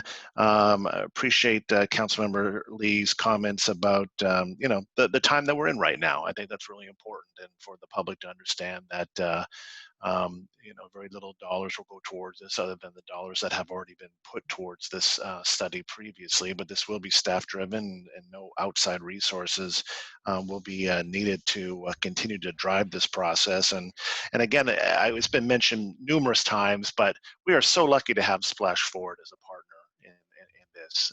I think a lot of other cities would be quite envious to have a partner like Splash Forward that can do so much of the heavy lifting and the due diligence and work hand in hand with our city staff. So really appreciate all the hard work that they're doing, and and I appreciate Councilmember Robertson keeping this going as well. So ready to move forward on that motion when it becomes available, and thank you. Okay, Councilmember Stokes. Well, I think it's pretty much been said. I think we have to keep in mind that we're aware of the cost and money and all things at this time. But again, the goal is we're going to get out of this COVID thing. We're going to go forward, and we need to be ready for this to go forward, because this is a big piece that can help us actually for a city standpoint and a personal standpoint or a citizen standpoint, have something that will show great movement. And also it's like a lot of other projects we've had. Downtown Park was one of those that could have been, and they went big. The City Hall could have been and there's a lot of fight on that. We've had numbers of those things, and we have a history in Bellevue and in a lot of big areas of going big and saying, we're Bellevue, we can do something that really has benefits. And I think the 2 modified with 3, I think it's great to keep those 2 in there. One in there. And I agree, I'm glad it has some agreement on Marymore is just too far. And talk about equity and all, and people in Bellevue having access to it. That's not in Bellevue. So I think we just should take that off. And I do think that Airfield Park, and several of us were involved in that whole conversation and getting that done. We can get over those issues, because whatever we do there, we have to deal with the garbage dump, so to speak. So, and I do think we should really pursue Bellevue College as much as possible. And if there's some other spot comes up, we can always be flexible. I don't think we're taking a vote that says we do A, B, C, and we stick with that. We're saying these are concepts, the big pieces, and we want to go forward on that. Fortunately, we have staff that's done a great job on this, and Splash Forward working with us, and we have all of the elements and the pieces there. Let's take that, let's work on this now, and when we get through this COVID deal, let's be ready to go. That's where we're going to come into this, and it benefits the public, and it will benefit. And I'm glad when Councilmember Barksdale specifically brought this up. This is going to be something that is for all of Bellevue, and it has great health and well-being and aspects to it as well. And frankly, I'd like to see the kids in high school not have to go to the Woodridge 25-yard little pool at 7 o'clock in the morning when it's cold and freezing and have to practice. So, there are all these factors. It's time to do it. This is something that's way too late, but actually we're going to do it better than it ever would have been done. So I'm ready to go forward on it. Thank you. Councilmember Lee. Thank you, Mrs. Mayor. I agree 100%. We don't need to lose our momentum. We don't want to. And but COVID-19, is something that's happened. It's reality. But the key is that we can be nimble, and we are, especially with the partner we have in Splash Forward, and in the many partners we're talking about. We just talk about the regional approach, King County, other cities, jurisdictions, business partners, and communities. These are all things that we can have to help us to move this forward. So I have a question. How much money do we left in the budget? We currently, and it's a relatively modest amount, we have about $20,000 left in the overall budget for Okay. the aquatics Very feasibility. Good. Yes, yes. And, you know, even though it's a small amount, you know, I don't think it would actually make a difference if we do all the right things, having the good partners, such as Splash Forward. You know, I was talking to Susan Pappalardo, and she was very, very enthusiastic, very excited about, you know, what the private sector partnership can actually help in moving forward. You know, the things that I think I heard from the council is many things we can do internally. We can direct the staff to work with Splash Forward and other partners to develop a strategy to pursue the things that we want them to do. Look at options. I think the council have to give the staff a clear direction of option we want. And I think I hear 2 or 3. So, you know, that's something that can change a little bit. It's not that much different. You work with what we want to do and work and look for the sites. Sites is a big challenge, I agree. But in order to work that, you have to go do it, not just talk about making studies. That doesn't do any good. I think those things can be accomplished. So I believe that if we can have the staff working with economic development or city staff and design and work with the option that we think will work the best, and then look at different sites, whatever they may be. We have no idea what they may be. You mentioned a few, you drop up a few, there will be others that come up maybe. And then some you have to talk to them in order to make it for real. And then the design will fit into the site, into the function. Then we got something to come up with. So all these things are necessary eventually if you want to have this done. So right now it's basically a commitment by the council that, yes, we want to do it. This is what we want for the community. And then let's have the staff working with the partners, including, you know, Splash Forward to make those things happen. And even with the $20,000, I believe that, you know, at this time of crisis, you know, I would rather have the $20,000 to pay somebody's rent and feed somebody's family. That would be a great gesture. We've been doing that already. We just funded $1 million, another $500,000 later on to help the people, the families in need. So this is a tremendous gesture, not just gesture, it's real money that can feed people, can house people.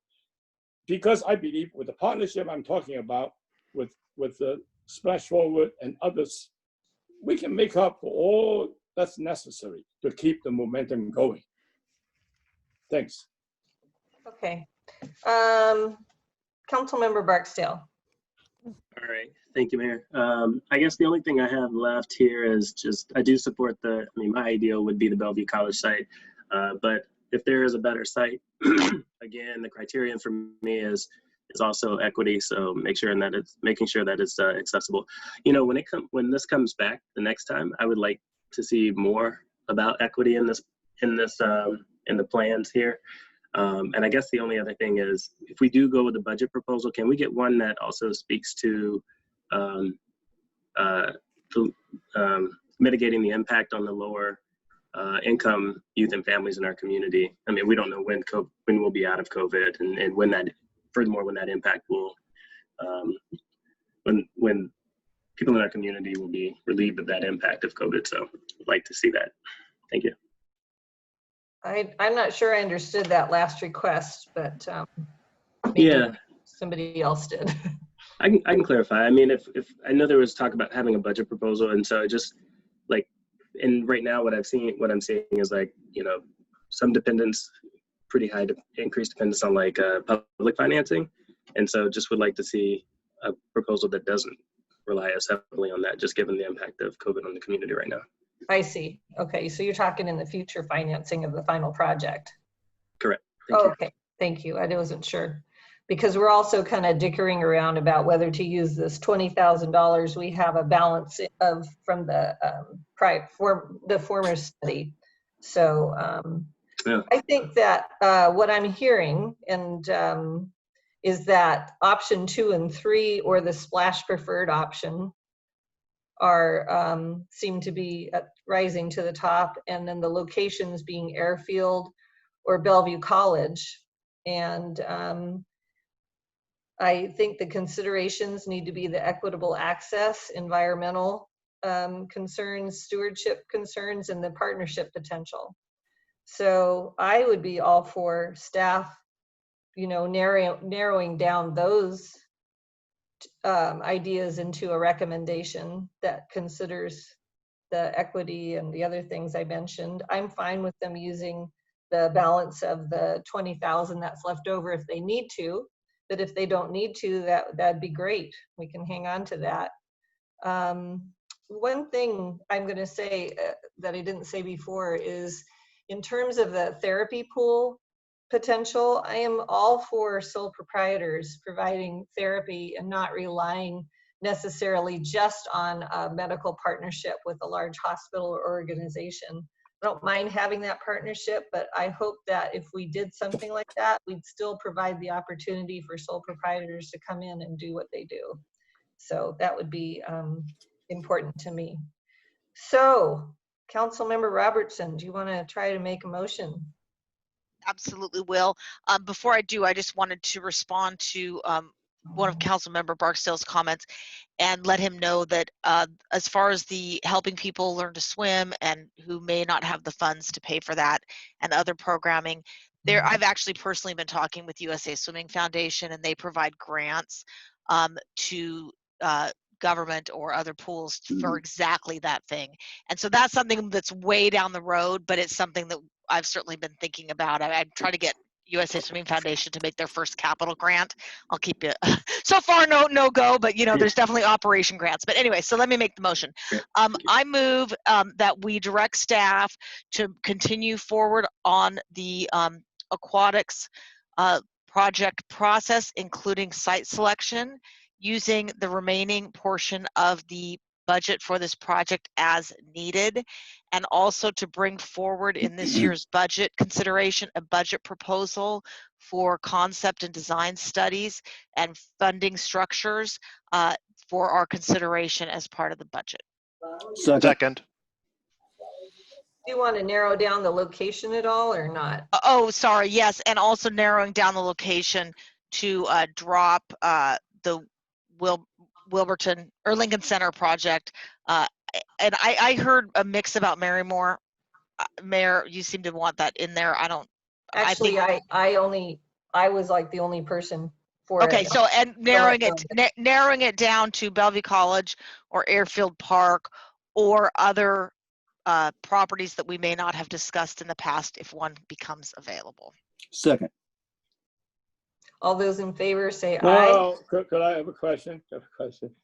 Yes. You want some? Yeah. So thank you. I like what you just added, and other locations as well. We don't have this magic that these are just the locations that will be available. If we want to keep momentum going, don't keep it limited. Okay. The things that we don't want, yeah, I don't agree with you guys, drop it.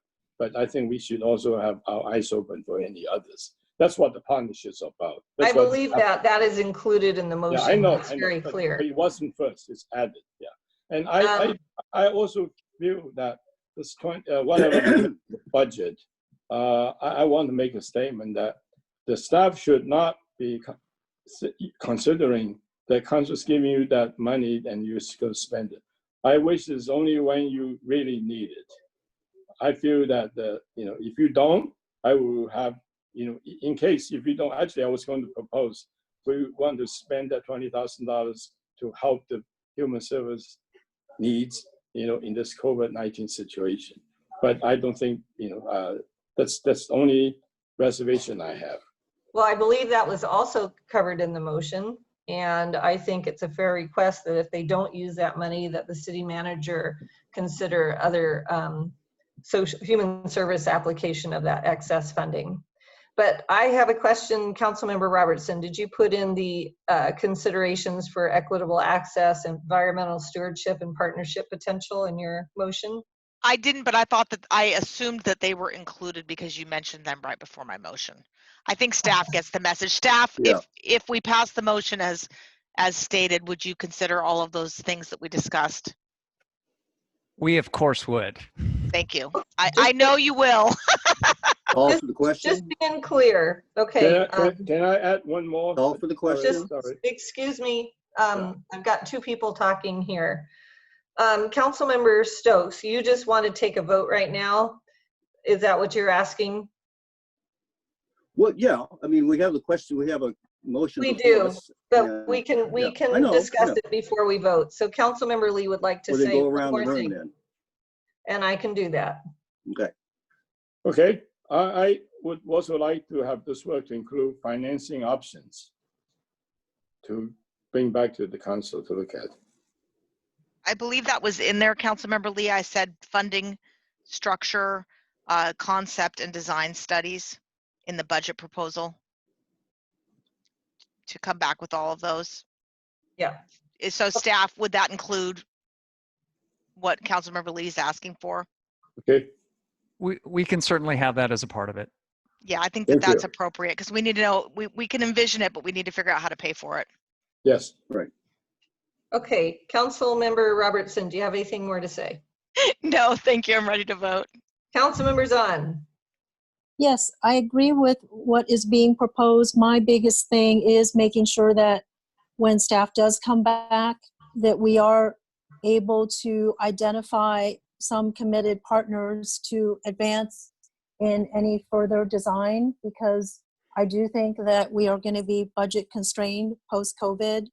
So that part will be super important, and I believe that with Splash Forward as a key partner, they will help us identify and get those commitments. Okay, Deputy Mayor Noonhouse. Ready to vote? Councilmember Stokes. I'm ready to go. Councilmember Barksdale. Any further comment? All right, yeah, so just echoing before, just what's been talked about in terms of the funding structure and seeing partnerships carry most of that, given the COVID impacts. Thank you. Yeah. All right, all those in favor, say aye. Aye. Opposed? Okay, great. Thank you so much. Now on to our, no, that was our study session audio. Now we're on to our land use, other ordinances, resolutions, and motions. Mr. Miyake. Thank you, Mayor and Council members, and for the discussion on the pool, the spirited conversation there. So in front of you this evening is consideration of a motion to approve the 2020 annual work program as recommended by the Planning Commission. Joining us this evening is Tara Johnson, our planning manager, and Nicholas Matt, senior planner of our community development department. We also have some additional guests from the Planning Commission, Radhika Mulgavkar, who is the commission chair, and Ann Morrisseau, who is was the outgoing chair and a commission member this evening. So with that, I'm going to go ahead and turn over to you, Tara.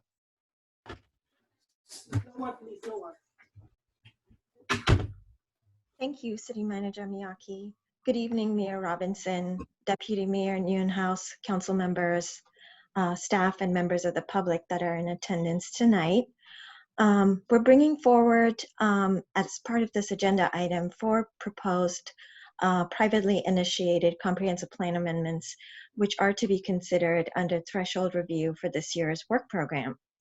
Along with myself this evening, we also have some other staff members, and then also our planning commission, a couple of our planning commission members. With us this evening, we have senior planner Nicholas Matz, who manages the comprehensive plan amendment process, as well as our outgoing chair of the planning commission, Ann Morrisseau, and our new chair, Commissioner Radhika Mulgavkar, will be covering, and both of them will be covering portions of the presentation relating to the discussions and deliberations that the Planning Commission has had relating to these comprehensive plan amendments. Next slide, please, Charmaine.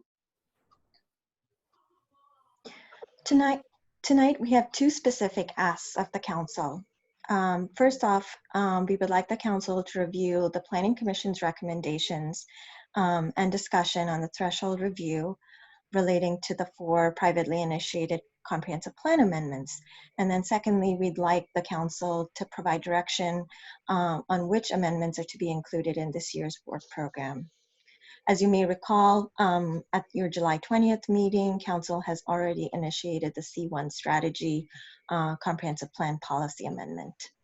And now I'm going to hand over the presentation to Nicholas, who's going to walk you through the details of the proposed amendments. Thank you, Tara. Next slide, please, Charmaine. Mayor, Deputy Mayor, members of the council, it's that time of the year again when we do our threshold review criteria work. I do apologize profusely for the all written format of this slide. I haven't yet figured out a way to take the threshold review criteria and show them in another version, but the purpose of reviewing them for you tonight, and these are just summary statements regarding each of these decision criteria, is to reacquaint you and our communities with the work that the Planning Commission, that the staff, the Planning Commission, and the Council does in order to reach decisions about recommending applications for the work program. As you are aware, an application must be found to meet all of these decision criteria in order to advance into the work program. Again, briefly, the topic proposed by the amendment is appropriately addressed to the comprehensive plan itself, that the application for is in compliance with the 3-year limit rule that you modified last year for this year's use, that the application does not raise policy issues that are outside the limited framework of the annual plan amendment process, that the application can be reasonably reviewed within the existing resources that the city has available for the comprehensive plan amendment process, that the application addresses significantly changed conditions, a unique definition within the land use code that speaks to whether the plan has anticipated the action proposed by the amendment, that the geographic scope has been examined to either limit or expand to match similarly situated properties in like circumstances near the application, that the application proposed is consistent with current general plan policies, and that state law, court, or an administrative decision requires it, and as you all know. Could we have the next slide, please? Just a brief note, Tara has made mention of the 4 applications before you this year. I'm going to briefly touch on them before I turn it over to the planning commissioners. Just wanted to note there was a 5th, the Capella property redesignation, and at 5755 140th in Bridle Trails is shown there on the map. 140th on the east, city of Kirkland on the north. This is a privately initiated map amendment that was totaling roughly 30 acres. The applicant withdrew it before consideration by the Planning Commission, stating reasons related to the COVID-19 epidemic. Next slide, please. These are the 4 applications that are before you tonight. As Tara noted, there would be another plan amendment you've already initiated into the work program, the C1 plan amendment. An interesting issue because all 4 of these applications share a reaction to providing more retail market housing within the community in Bellevue, all 4 of them coming from sites that are not currently residentially enabled to seek new market rate housing through these various mechanisms. The 4 of them are, I will just touch on them very briefly. From the top left, the Glendale Country Club Northeast plan amendment, which is a proposed amendment from single family low to multifamily medium on a 3.3 acre portion of the Glendale Country Club. The site is within the jurisdiction of the East Bellevue Community Council. In the upper right is the Safeguard self-storage property in Crossroads, proposed a map amendment from office to community business on 5 parcels totaling a little over 6 acres. This is at just north of Crossroads Park. The one in the southeast, the Northeast 8th Street Partners application is also on 8th Street, right up the hill from Glendale. It's a proposed map amendment from office to multifamily high on 2 parcels on a site of nearly 1 acre. And then the final application before you is the 100 Bellevue Way Southeast site, which is south of the former Jack in the Box at Main and Bellevue Way Southeast. That proposal on just under 1 acre is a proposed map amendment from a split designation between downtown MU and office to a single downtown MU designation on the site. With that, I will turn it over. I will ask, I believe, Commission Chair Mulgavkar to take over and begin the Planning Commission's presentation of their recommendations. I want to welcome Chair Mulgavkar to our meeting tonight. And I also want to thank former Chair Ann Morrisseau for her all her dedication to the Planning Commission and the city and the work that she has done. We really appreciate it, and we're happy to have you here tonight as well. Thank you, Mayor Robinson. It has been a true pleasure and honor serving the Planning Commission. Good evening, Mayor, Deputy Mayor, and members of the Council. Charmaine, would you take us to the next slide, please? The Commission study was thorough and reflective of the threshold review decision criteria. The votes were unanimous on 3 of the privately initiated proposed amendments presented to us for threshold review and 5-1 on the Glendale proposed amendment. Next slide, please. The Commission's vote was unanimous on the 100 Bellevue Way Southeast application, and we recommend approving this proposed amendment because the application satisfies all land use code decision criteria for threshold review of a privately initiated comp plan amendment, LUC 20.30I.140. These points are highlighted on These points highlights of the more important findings. Previous amendments actions establish a consistent framework for addressing split parcels and acknowledge community interest in making the boundary more regular. This split designation has created a constraint on realizing the land use vision for downtown and adjacent neighborhoods, which is a significantly changed condition since implementing the comp plan should not prevent compatible redevelopment. Only property actually split by the boundary will be appropriate to examine under expansion of the geographic scope. The city now has the policies and tools to successfully manage hardline transitions between similarly situated downtown neighborhoods and their adjacent neighbors. If selected for the annual work program, the Commission will continue to study how the downtown boundary came to be at 100 Bellevue Way Southeast and its ramifications based on the series of split site plan amendment designations approved by City Council. Next slide, please.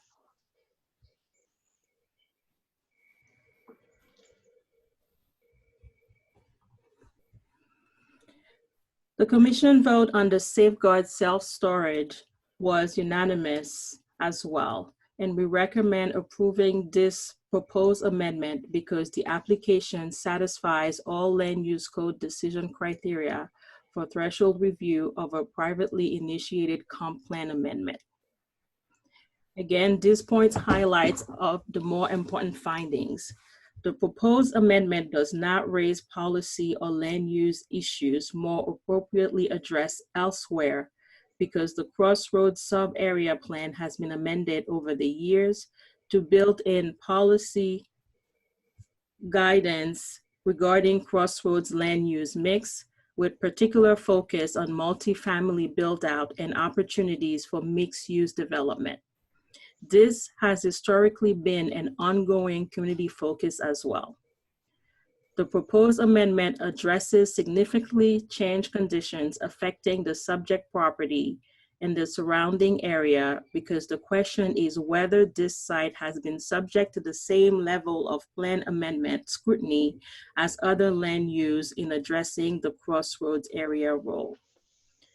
If selected for the annual work program, the Commission will continue to study how the Crossroads sub-area plan has been amended over the years to build in policy guidance regarding Crossroads land use mix by redefining the shopping center's role in the community, both as a revitalizing transit-oriented development and as a centerpiece for other elements addressed in the safeguard self-storage application, including specialized housing types, social services for youth and the elderly, recreational and art services, the evolving role of Crossroads Parks. Next slide, please, Charmaine.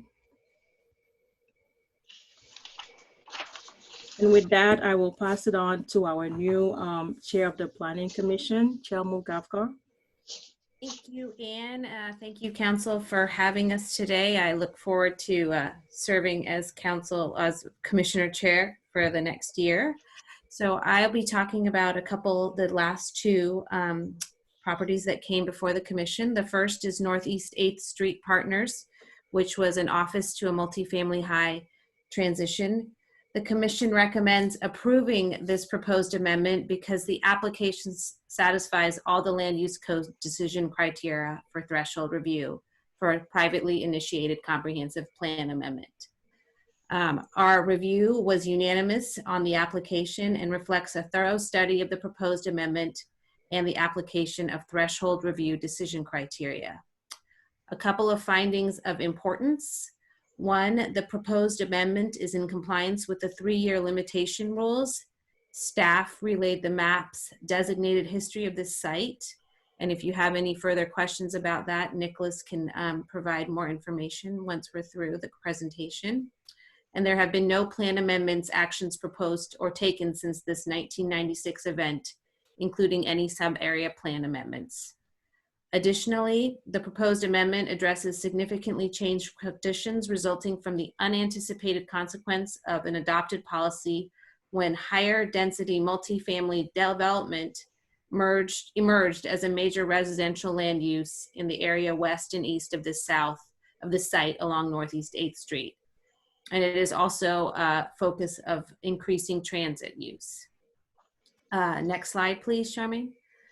And then our final property is the Glendale Country Club Northeast, which was a single family low to a multifamily high, multifamily medium, excuse me, and it's just the triangular piece noted in the slide.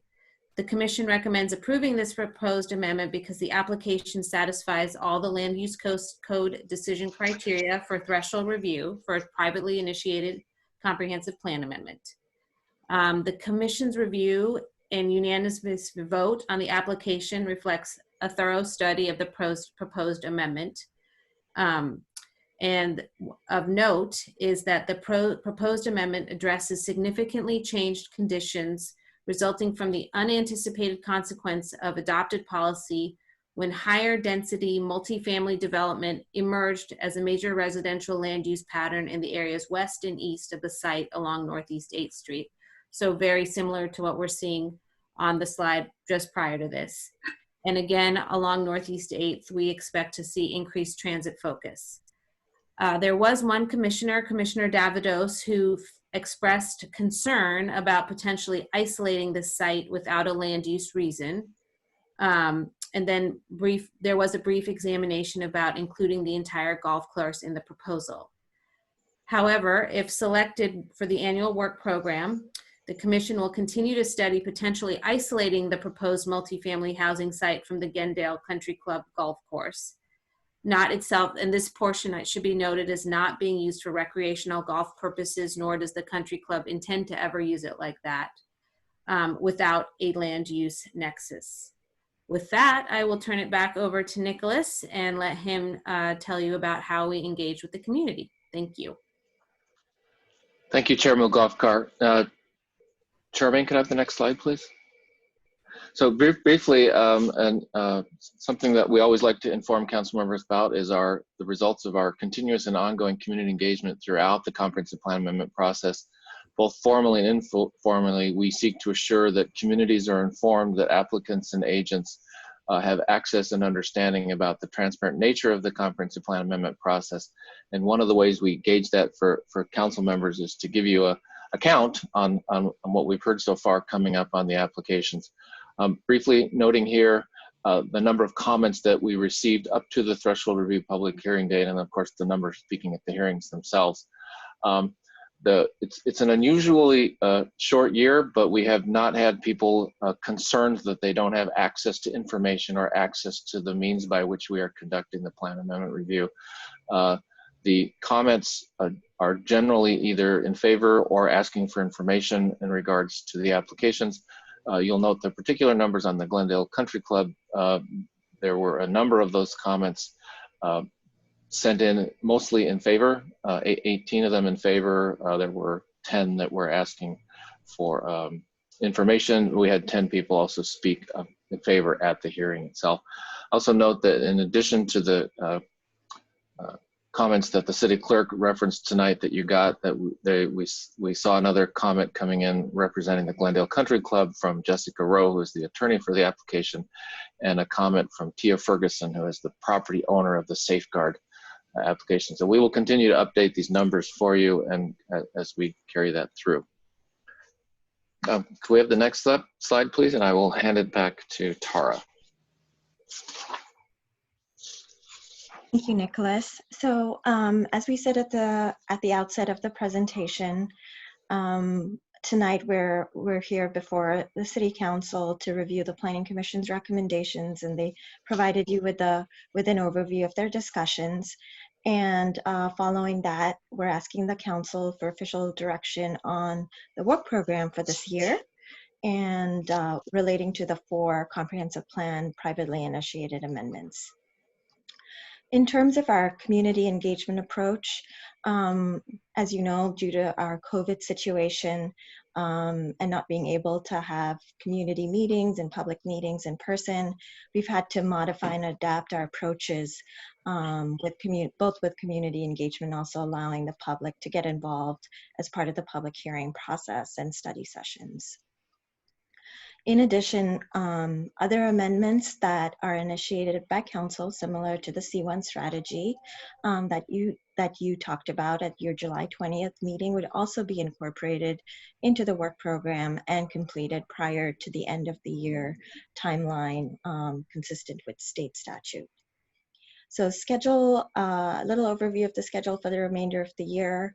We have tentative study sessions penciled in with the Planning Commission for September. We also have a courtesy public hearing with the East Bellevue Community Council prior to the public hearing with the Planning Commission in October. And then our intent is to come back to all of you, to Council, in the last quarter of this year for final adoption. That concludes our presentation, and we're happy to answer any questions you have. Thank you very much. That's a good presentation. It's so great to see the Planning Commission functioning so solidly on tricky things like this. I really appreciate the work they've done. We are going to go through in this order: Councilmember Barksdale, Lee Stokes, Deputy Mayor Newhouse, Councilmember Zahn, Robertson, and then me. So Councilmember Barksdale. Great, thank you, Mayor. I just want to also say thank you to Ann. I'm grateful for your leadership and the way that you fostered discussion and inclusion on the commission as chair. And also want to welcome Robotic into your new role as chair. And I've had the opportunity to serve with each of you and others on the Planning Commission and look forward to what's to come. I also want to thank staff for their thoughtful work and the Planning Commission as a whole for their diligence in reviewing the proposed comprehensive plan amendments. And I'll just leave it at I support the Planning Commission's recommendations. Thank you. Councilmember Lee. Thank you. Good work, staff, and also appreciate the commissioners working and volunteering and your great service to the community. And I do just have one question. When you were discussing Glendale Golf Club, you mentioned it's changing from single family to multifamily medium, or I thought it's written as multifamily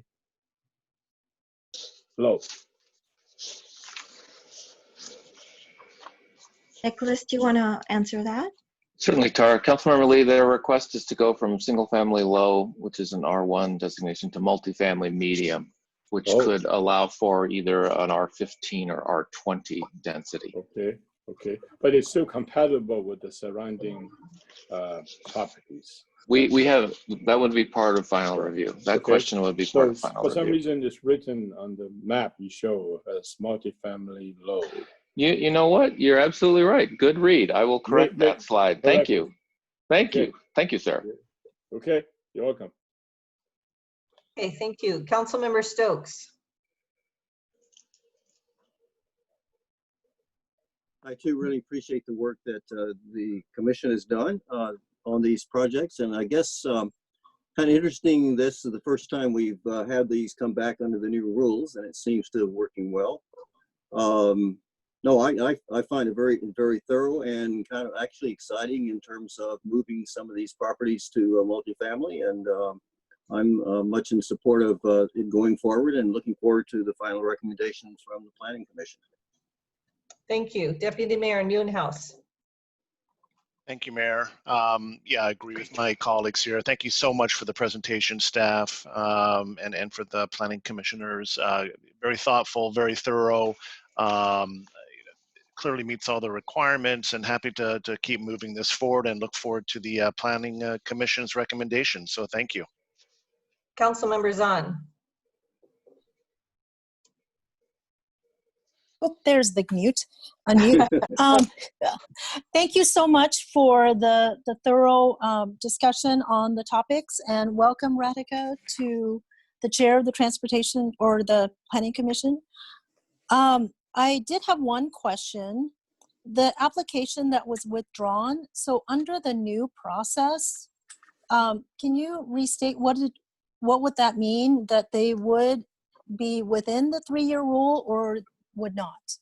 Certainly, council members on. Under the rules that we adopted last year, once an application has been submitted and considered complete, the 3-year rule starts up. So the 3-year rule would apply to the 30-acre portion of the Capella property designation that came in. Okay. All right. Thank you. And that was my only question. I agree with the recommendation for the other properties moving forward with the review. Thank you. Thank you. Councilmember Robertson. Yes, it's good to see a couple of planning commissioners' faces, even if we don't see you in person. I know you guys have probably been missing the work, and I'm glad to see you guys back at it. So I am fine to accept the Planning Commission recommendation on threshold review for all 4 parcels. I would like to ask a couple questions or make some comments on things that I think that we should think about as we move into final review. So the first question I had is on the 100 Bellevue Way piece. I had thought that we had finished cleaning up all of the downtown boundary split zones, but apparently we haven't, because this is one of them. And I inquired with staff if there were any others, like, is this the last one? We're finally going to be done. Apparently there's one other, but it was just developed, and so staff didn't think that we should scope that final split zone parcel in because it's not apt to redevelop anytime soon. Emil, would you comment on that if I got any of that wrong, or any other thing you wanted to add on that subject? Sure, this is Emil King. You're right that over the years we've handled a lot of the split zone parcels on the south edge of downtown. This appears to be one of 2 remaining parcels. The only other remaining one is to the east of this parcel, separated by a number of hundreds of feet, and it was recently developed by Alamo Manhattan as as an apartment building complex under the split zoning. So there'd be no real net effect of changing the split zone to all downtown zoning. So it didn't come up during the geographic scoping that Nicholas led. Thank you for that clarification. Like I said, I thought we were done with all this. Glad to see one of the final ones get in front of us. The thing I would like to have the Planning Commission consider, or at least opine upon, with regard to this parcel, is this moves the downtown boundary, at least on this parcel, further south than at any other point. And it puts 2 parcels which are adjacent to it to the east, which is office and professional office, also north above this what would be the new southern boundary line. I would like, we really kind of promised the neighborhoods around downtown that the downtown boundary would be the downtown boundary. However, I was willing to fix these split zone parcels because that makes all the sense in the world.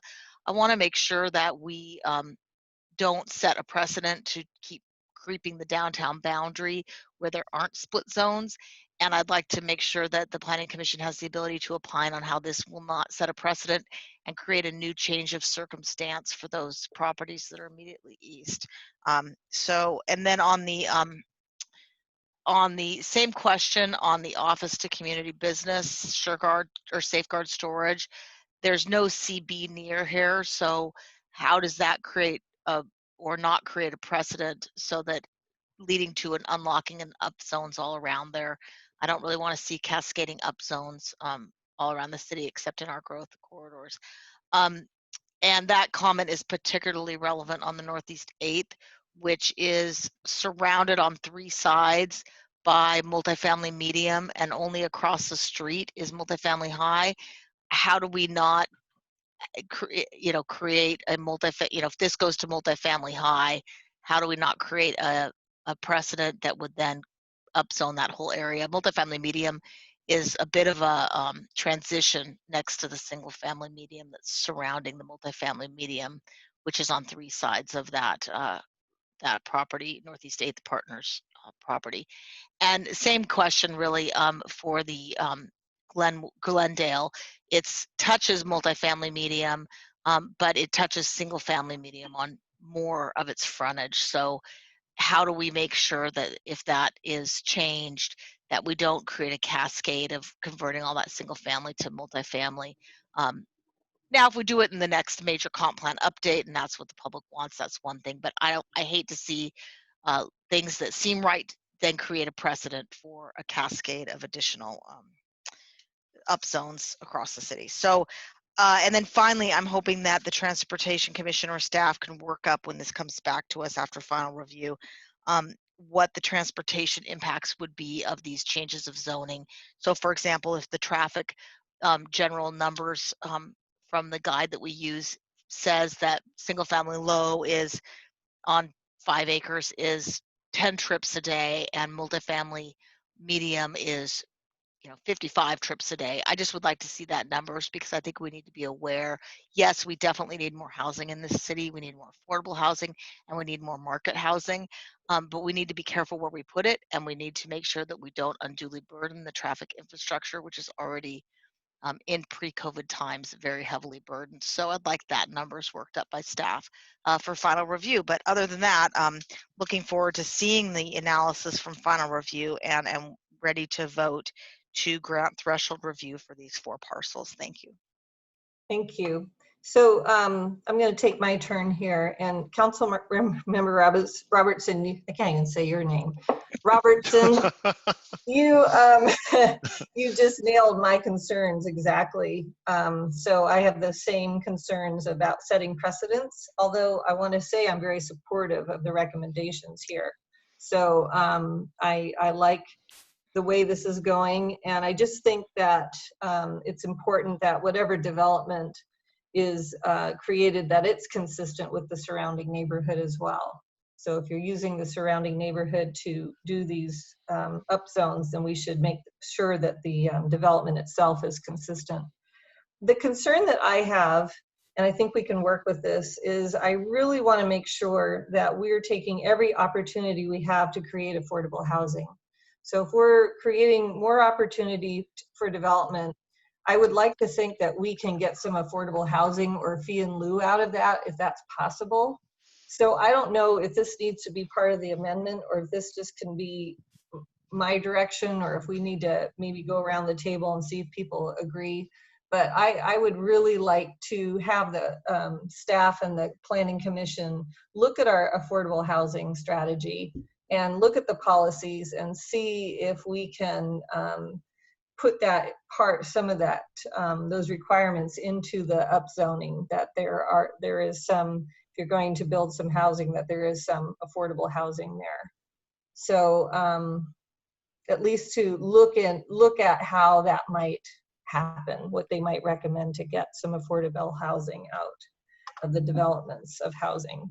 So do you think, staff, do you think that you need a vote on this, or I guess, well, we do need to adopt the work, but in terms of what the council members have asked the Planning Commission to consider, does that need to be part of what we're voting on, or can you take those as comments?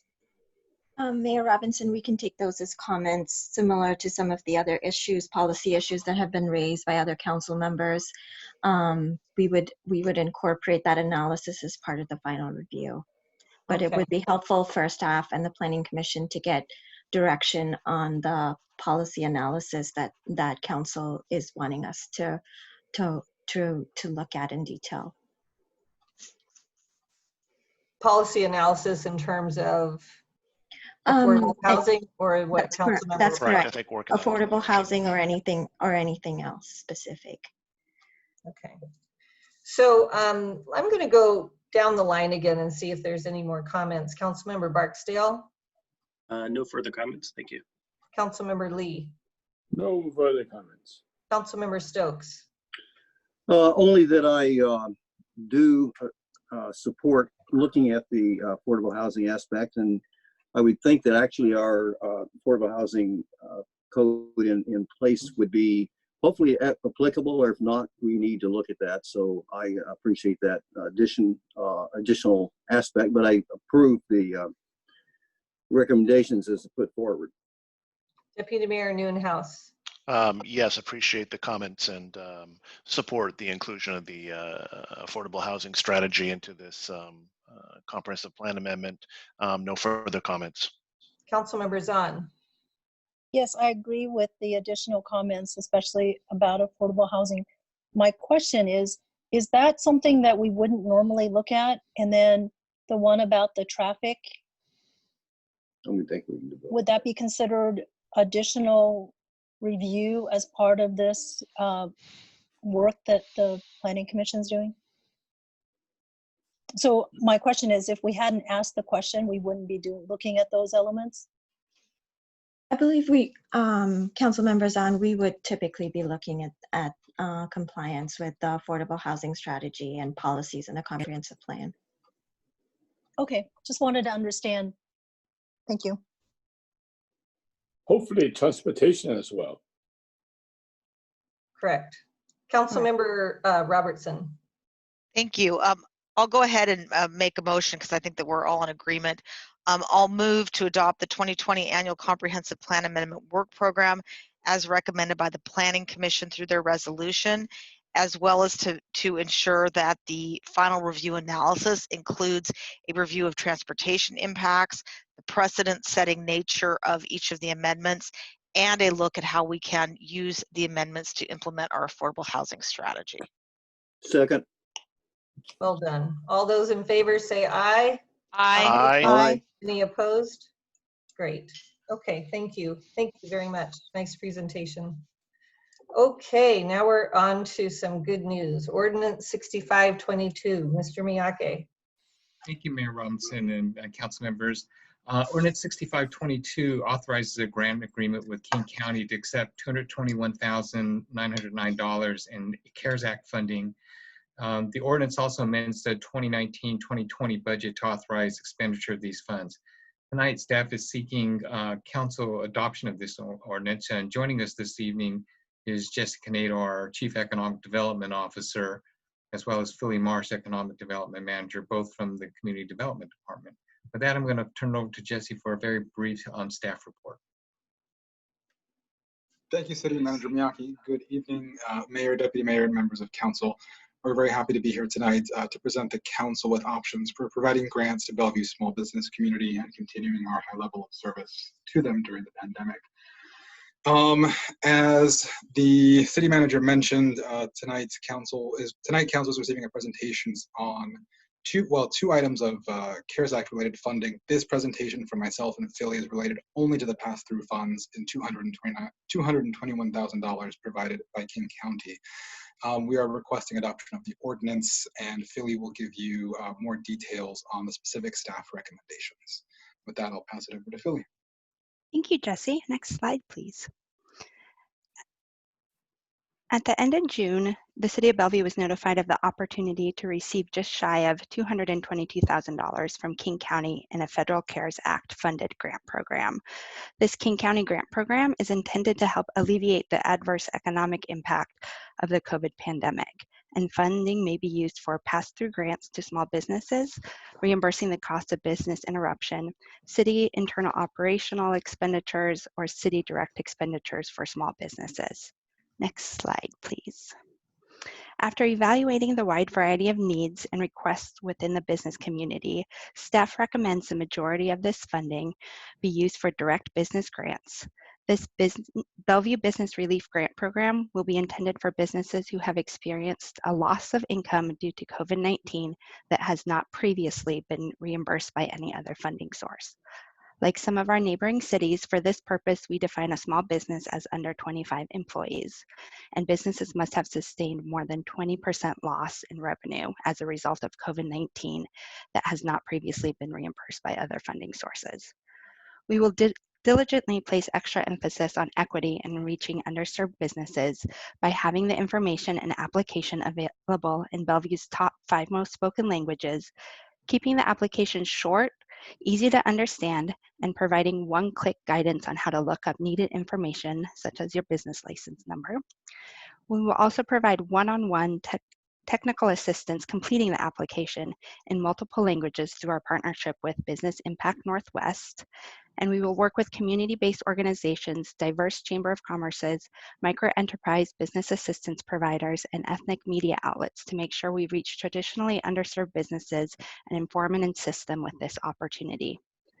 Due to lessons learned from other communities, staff recommends that this grant process be a randomly selected lottery system of the eligible businesses and open for ample time of at least 30 days for all communities to learn about the opportunity and have a chance to apply, with priority given to businesses that have not received relief funding from other sources.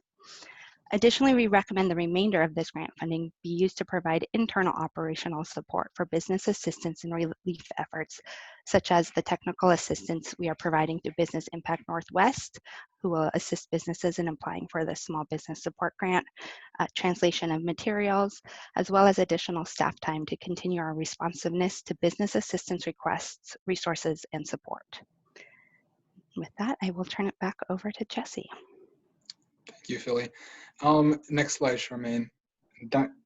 Council, we do recognize that there continues to be a large need in our local business community. The recommended allocation provides an opportunity for the city to provide meaningful support via the cash grants and to continue the high level of technical assistance that makes Bellevue a welcoming place for businesses of all sizes and all backgrounds.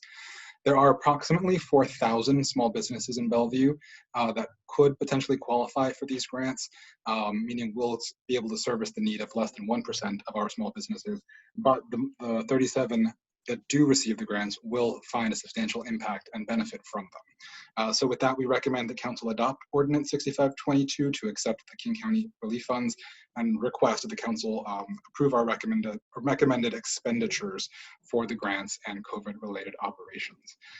We are happy to answer the Council's questions. Okay, great, thank you.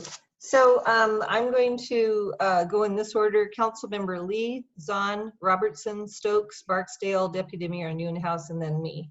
So Councilmember Lee. Any comments or questions? I just unmuted myself. Yeah, I am very happy that we have the opportunity, and the King County is passing on federal government's CARES Act to us. Okay, so I appreciate helping people who are in need, even $5,000.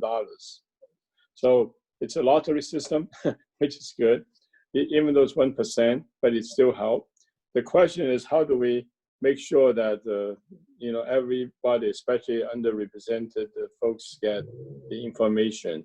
And so that's really the only specific concern I have. And I do hope that you know, it's done through our advocacy, you know, recently about getting people who understand the community, who has connections community, who has, you know, those communities that we want to help. So the details in the devil is in detail. I hope the intent is good. I support it, and I will happily go for it. But I just want to be sure that staff pays attention. And I'd like to know, after that's all done, you know, who are the small businesses that got the grant? There's 37 of them. And who, you know, are the people who may have applied, put their name in the lottery. That'd be good. So I would like to get that information. Thanks. Councilmember Zahn.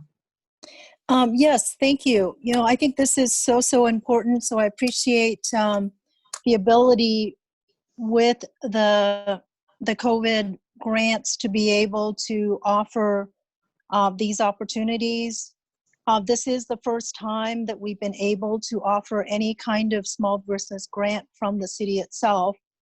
And I just think about how devastating it must be to start a business, grow a business, try to sustain a business, and then be shut down due to COVID. So the question that I have is, you know, 4,000 small businesses in Bellevue and 37 opportunities for the 5,000 grant. So my question is, we have $37,000 that we are going to retain in order for our staff to provide the relief efforts and the hand-holding, which I absolutely believe is so important. My question is it possible for us to find the $37,000 within the city budget so that all of the money is available as $5,000 grants, so we can, even if that means only, you know, X number or 7 more businesses actually get the $5,000 grant, I think that might still be really important. So I'd like to understand that. Can I go ahead and answer that question, Mayor? Yes. Sure. Yes, we could take a look at it. It would result in some kind of reduction in service somewhere else in the city budget. There will definitely be a trade-off, and so it wouldn't be like we could do it without any other impact somewhere else in the city budget. So we have more opportunity to be able to find that money within our budget than small businesses that have been struggling now for months. At a cost to the city business in terms of how we conduct our business, yes. So there definitely would be a trade-off, and we could come back with that if you'd like. Well, I would just ask my colleagues to think about, you know, the amount of money we spend on any number of things within the city, and this is the first time we're actually providing support for small business. Thank you. Okay, Councilmember Robertson. We don't hear you yet. Sorry, I forgot I had to unmute again. I wish Charmaine could just control it all. She probably does too. Anyway, so no, I'm happy to see this. This is great. I'm glad to see some money to go to our small businesses. Really appreciate the partnership with King County of distributing this money to us. It's really important to all of us that our businesses not only succeed and continue to operate through COVID, but that they thrive in the post-COVID world. That said, I am also supportive of the part of us taking care of our operational expenses. That is typically what is always done with grant money. To me, this is like the airplane where it says, you know, when the plane's going down, put your oxygen mask on first so you can help your children around you. Not that businesses are children, but if we aren't able to provide the services that go to everyone, then the whole city will suffer. So as much as I want to do as much as we can for individuals and businesses, if the city ends up not being able to provide public safety, or, you know, if we have to cut police officers, cut paramedics, cut people who keep our utility lines in service, I think that would hurt our city on a much larger scale. And so I'm very supportive of us making sure that we cover our operational costs, because if we don't, I mean, we won't be able to do more human services grants later. I mean, we have to take care of our costs of doing business. So anyway, other than that, I'm supportive. I'm ready to move to adopt once everyone's had their turn. Thank you. Thank you. Councilmember Stokes. Well, I agree with both the comments that were made. I think that's this is a kind of a Hobson's choice in a way that we've been forced to. I do also realize that one of the things that the federal money is designated for is to help cities, backup cities, where they are, you know, running a deficit as well. And somehow or other you have to pay to have services provided, and this is what this is for. And again, it's also correct that this would come from someplace else, and I'm not sure what the trade-off would be. And I think we should just leave this to the staff, to the city manager to manage this. And you know, $37,000 would come from someplace else, and probably all COVID related in various ways. So I'm fine to go forward with the proposal as is, but also appreciates the sentiment about you know, how do we balance these scarce resources. Thank you. Councilmember Barksdale. All right, thank you. So first, yeah, I mean, just echoing the appreciation for receiving these funds from King County, and glad that we're able to support our small businesses and small or very small businesses at that. So I guess my only concern is around with the lottery system, making sure that the businesses with the most need, and I know that we have the low eligibility requirements, which I appreciate because then it reduces overhead for the businesses to apply for funding, but it also creates a potential situation where the smaller businesses with the most need maybe don't get the grants that they need. But and I don't have a perfect solution, but maybe we could inform that prioritization of funding by industries most impacted in the city or in the region. So, and I think that may be like entertainment, food and services, but happy to defer to staff on that. Thank you. Jesse, do you want to respond to that? I think Philly has done more of the research in what we're able to do in that regard. Philly? Sure. Yeah. So the looking at some of the other cities and their choice to upfront do a lottery system based on the fact that all businesses are in need, and it also greatly decreases the burden on staff in the evaluation and making sure that those businesses meet the criteria. So it was done kind of twofold: one, to make sure that staff wasn't overburdened and could have the time to make sure that the opportunity was communicated to the businesses that are traditionally underserved. Thank you for that explanation. Are you okay with that, Councilmember Barksdale? I think so. I mean, and I guess I would just leave for consideration thinking about industries. Maybe I think it's simple enough from administrative overhead perspective to identify which industries are most impacted, and maybe informing funding decisions with that information as well. Thank you. Deputy Mayor Newhouse. Thank you, Mayor. First of all, Jesse and Philly, thanks for the presentation, and thank you, King County, for these additional funds to get to our small businesses that are in such dire need for some support. I mean, $5,000 might seem like a lot, but it could be the difference between them surviving another month or not. So I do appreciate Councilmember Barksdale's suggestion on those industries most impacted, as the great work that Jesse and team have done on our economic development strategy and identifying those industries that are most impacted right now. Be it the hotels, accommodation, restaurants. Those are the ones that are suffering the most. I'm sure others are as well, but certainly if you just look at the unemployment numbers, those industries certainly have become even more so under the strain of the pandemic. So if there is a way to insert that part into the process, I think that's great, but I have every confidence that staff will be able to make sure to get this money to those companies and small businesses that most need it. So, and I think Councilmember Lee is absolutely correct in terms of not just highlighting for him who these 37 companies that will be receiving the $5,000, but we should highlight them in as many ways as possible so that the community can support them. Because again, this $5,000 is not going to be something that's going to, enable them to survive the rest of the pandemic. They need community support from our residents. So I think it'd be great if there's a way that we can highlight them as well. That would be great. Okay, thank you. Thank you.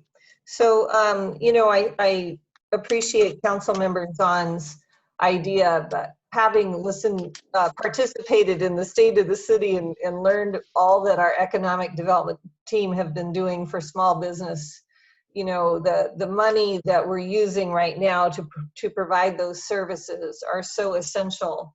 And I don't want to lose the ability to do that. I also appreciate the emphasis on equitable disbursement of these funds, and it sounds like you've researched how other cities have done it. And I know that Issaquah did a really good job, and I think they use the same system.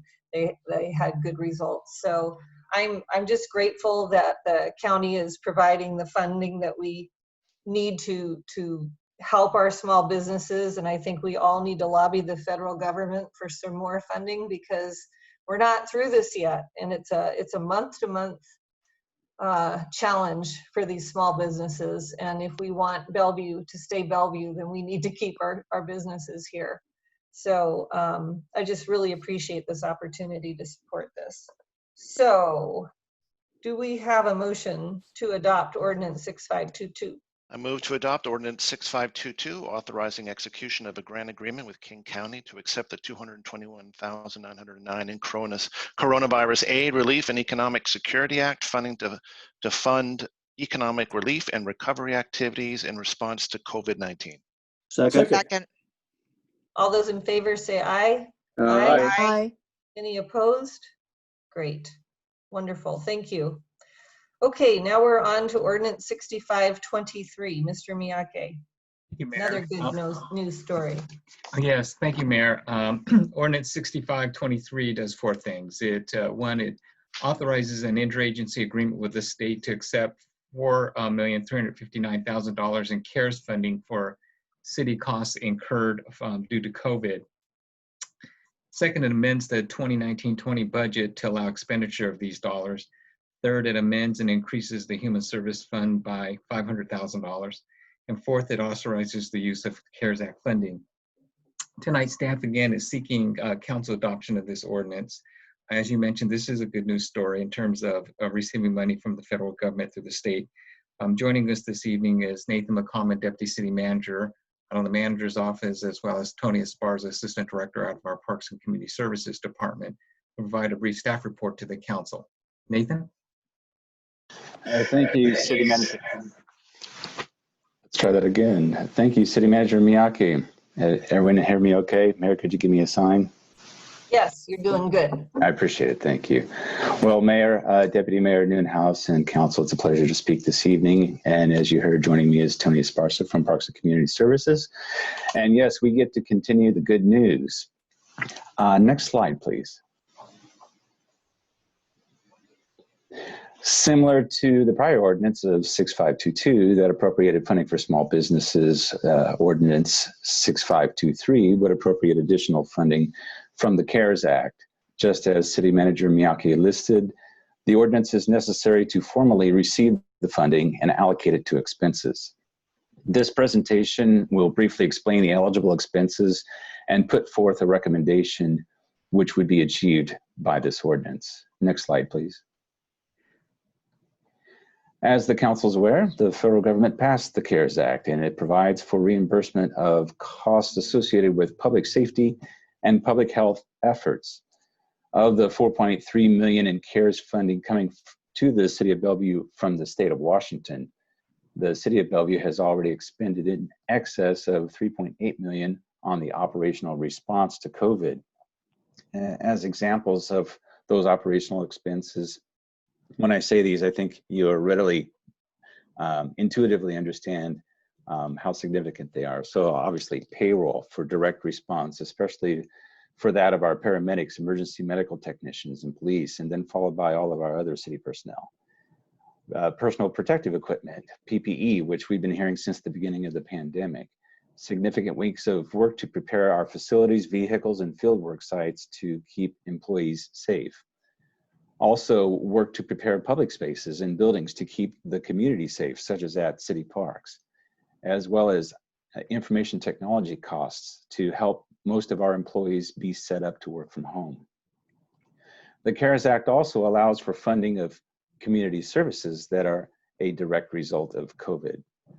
The two highest areas of local need are food and emergency financial assistance. The ordinance before the council tonight would allocate the remaining $500,000 for these additional community needs. And at this point, I'll turn the presentation over to Assistant Director Esparza to walk through the staff's recommendation to help those in need. Thank you. Mayor, Deputy Mayor, and council members, the impacts from COVID-19 are being felt across the human services spectrum.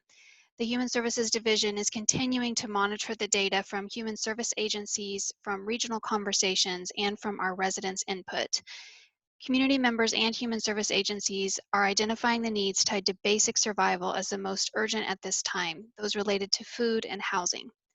And while the pandemic has also created current and likely future need in areas of mental and behavioral health, legal assistance, shelter, childcare, domestic violence advocacy, the most prominent being access to food and safe housing are clearly the most critical needs at the moment. As we examine the need, our recommendations also factor in several principles. We will be factoring in speed, the fact that the city must expend these dollars by October the 31st. Fairness, how do we ensure agencies throughout the community have an opportunity to receive dollars to administer these services? Local, while there are providers throughout the King County region, our residents and families in crisis need to be able to access resources in close proximity without the added burden of traveling to access them. And an expanded resource pool. There is a continued need to ensure that a broad number of agencies receive funding so that community demand does not overtax the work capacity of a limited number of agencies, and so that residents can access help from agencies they identify with and perceive to be understanding of their cultural needs. Next slide, please. Specifically in relation to food scarcity, on the slide in front of you are examples of food provision by agencies throughout the community. And as you can see, vast numbers of meals and food boxes or bags have been dispersed by these providers. Yet these are only a small number of the providers responding to the need for food in the community. Despite this significant community response, providers and residents alike are both identifying food scarcity as a primary challenge in the community, which is only increasing. Families are being forced to decide where to allocate limited dollars, rent, food, medical bills, etc. Next slide, please. In relation to financial assistance, data from human service providers and feedback from residents indicates that there is still a significant need in the community for additional resources towards emergency financial assistance. There are families who are experiencing poverty for the first time and are learning how to access assistance, in addition to families who were already living paycheck to paycheck and are now faced with the possibility of multiple months of back rent. The significant demand is also taxing the workload capacity of the agencies currently funded by the City of Bellevue, creating a need for new and additional agencies to receive funding to administer this assistance to the community. In addition, there continues to be the need for agencies to receive funding who maintain an expertise on serving specific populations. Staff will be recommending that of the $500,000 identified for human services costs related to the COVID-19 response, $300,000 be allocated to address food scarcity and $200,000 be allocated for emergency financial assistance to residents. Staff propose utilizing currently contracted agencies to distribute the food assistance and propose agencies that the city is not currently funding for this purpose to provide emergency financial assistance. We are requesting the Council's authorization for the budget for these services. After adoption of the ordinance, staff will engage the following process to determine recipients. For food scarcity, the staff will make recommendations based on ongoing data gathering, where to allocate dollars amongst currently contracted agencies. To engage additional agencies for emergency financial assistance to residents, the city would issue an RFP. In addition to the standard press release, staff would proactively reach out to agencies in the community that provide this service, but that are not currently receiving funds from the City of Bellevue. Staff would also reach out to those in the community involved with advocacy for traditionally underserved populations to gain their insight on additional agencies to contact. Staff would continue to provide assistance to any agency applying for funding, as is done with all of our funding applications. At the close of the RFP, staff would then conduct a review of the applications. The staff recommendation for food assistance providers and emergency financial assistance providers would be presented to the Human Service Commission for endorsement before administering contracts, and we would be able to accomplish this by the end of August. Next slide, please. In conclusion, we are seeking direction from Council on an ordinance authorizing the execution of an interagency agreement with the Washington State Department of Commerce for the acceptance of $4.359 million in CARES Act funding. amending the 2019 to 2020 Human Services Fund to increase the appropriation by $500,000, and then authorizing the use of the CARES Act funding. And we would welcome your questions. Terrific. Thank you so much. Okay, I will go down in this order. Deputy Mayor Neuenhuis, Councilmember Zahn, Robertson, Barksdale, Lee, Stokes, and then me. Go ahead, Deputy Mayor. Thank you, Mayor. Boy, another great presentation, another feel-good story for sure. These additional funds here will go a very long way. And you know, you said the right term that I was looking for, and that's speed. I think, be it or the prior ordinance or this ordinance, I think the speed in which we can get these funds you know, to those operators and then to the community, you know, and to serve the needs of either the food insecurity or safe housing is so critical right now. So I really thank you for the speed that in which you are doing this. Obviously, there are different federal regulations and paperwork that we need to follow, certainly, but the quicker that we can get this money into the community and address these issues is really paramount for us. And I know you understand that, but again, I'm just underlining, underscoring, or appreciating the fact that you are moving with such speed. Can you, the one question I did have, and I'm obviously fully in support of this and ready to move the motion forward, but the ongoing dialogue that you're having with some of the operators and nonprofits about the biggest need. Has that changed at all? Are we still getting the same data in terms of the greatest need, in this case, the food scarcity and the safe housing? Or are we hearing from different folks as well? I just want to make sure we're always constantly updating the data that we're getting as those most critical needs might change as the pandemic goes on. I just want to know your thoughts on that. Yes, thank you for your question, Deputy Mayor. Sure. So as you might recall, the council has heard presentations 2 previous times on the opportunity to allocate funding towards human services in the midst of the pandemic. And the first was a response to provide $450,000 additional dollars to emergency financial assistance. And in the very beginning, that was clearly the primary need being represented in the community and what we were hearing from both providers and residents alike. And then in the recent presentation on CDBG funding, we were hearing some expanded needs in the community. So while emergency financial assistance remained a need, so did the need for subsidized childcare, for legal assistance, legal advocacy, and shelter funding. And so when we are listening again, a new presenting need is around food scarcity. That was not a need that we were hearing that providers were not able to respond to. Okay. While it was there in the community, providers felt like they had the capacity to respond, and we are now hearing providers clearly articulate that they foresee a time in the very near future that they will not be able to respond to the need. Great, thank you. Thank you, Tony. Okay, Councilmember Zahn. Yes, thank you. This is good news that we have the 4.3 million of CARES funding from the state to support, because I would say that what I've been hearing throughout the summer is that while in some regards there is food available, the access to the food has been very much a concern.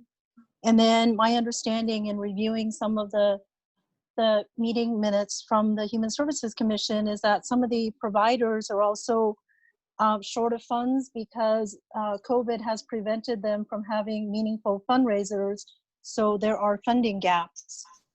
And I would say that I'm excited that we did on April 6th have the 450,000, May 18th to have 200,000 for rental assistance, but it's been 2.5 months.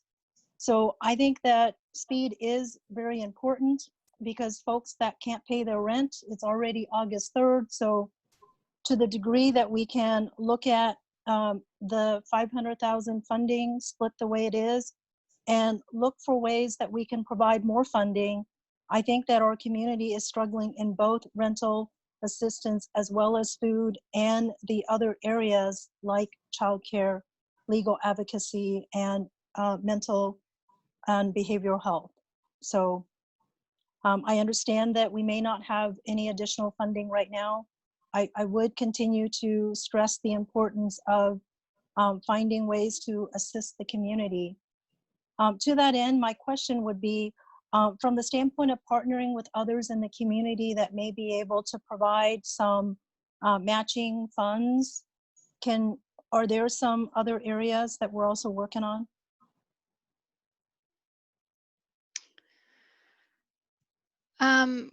We definitely are helping to amplify the message of the need in the community. And so we are working with agencies to better understand that, and that is across the entire spectrum. So we are participating in a number of regional conversations, those around shelters, also food scarcity with the Nourishing Networks conversation, and trying to better understand the need represented by our providers, and following their lead on how we can amplify that message out to the community so that both private individuals and businesses can engage once they become aware of the need. Yeah, and then with the food, I think to the degree that maybe we can create partnerships so that businesses that are restaurants can have business and feed people in the community as well, like the food truck voucher program would be amazing. Yes. Thank you. Okay, thank you. Councilmember Robertson.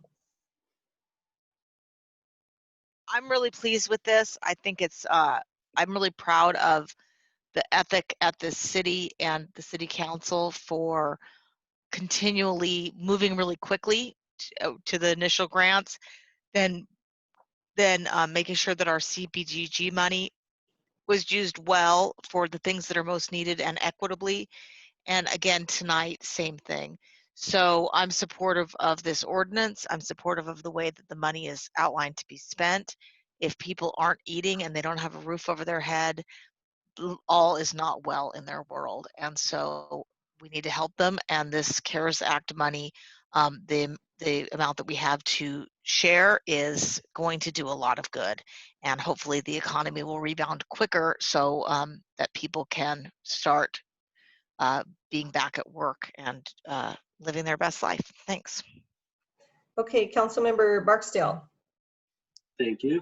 And thanks to staff again for the good news, and appreciative as well for the funding from the state.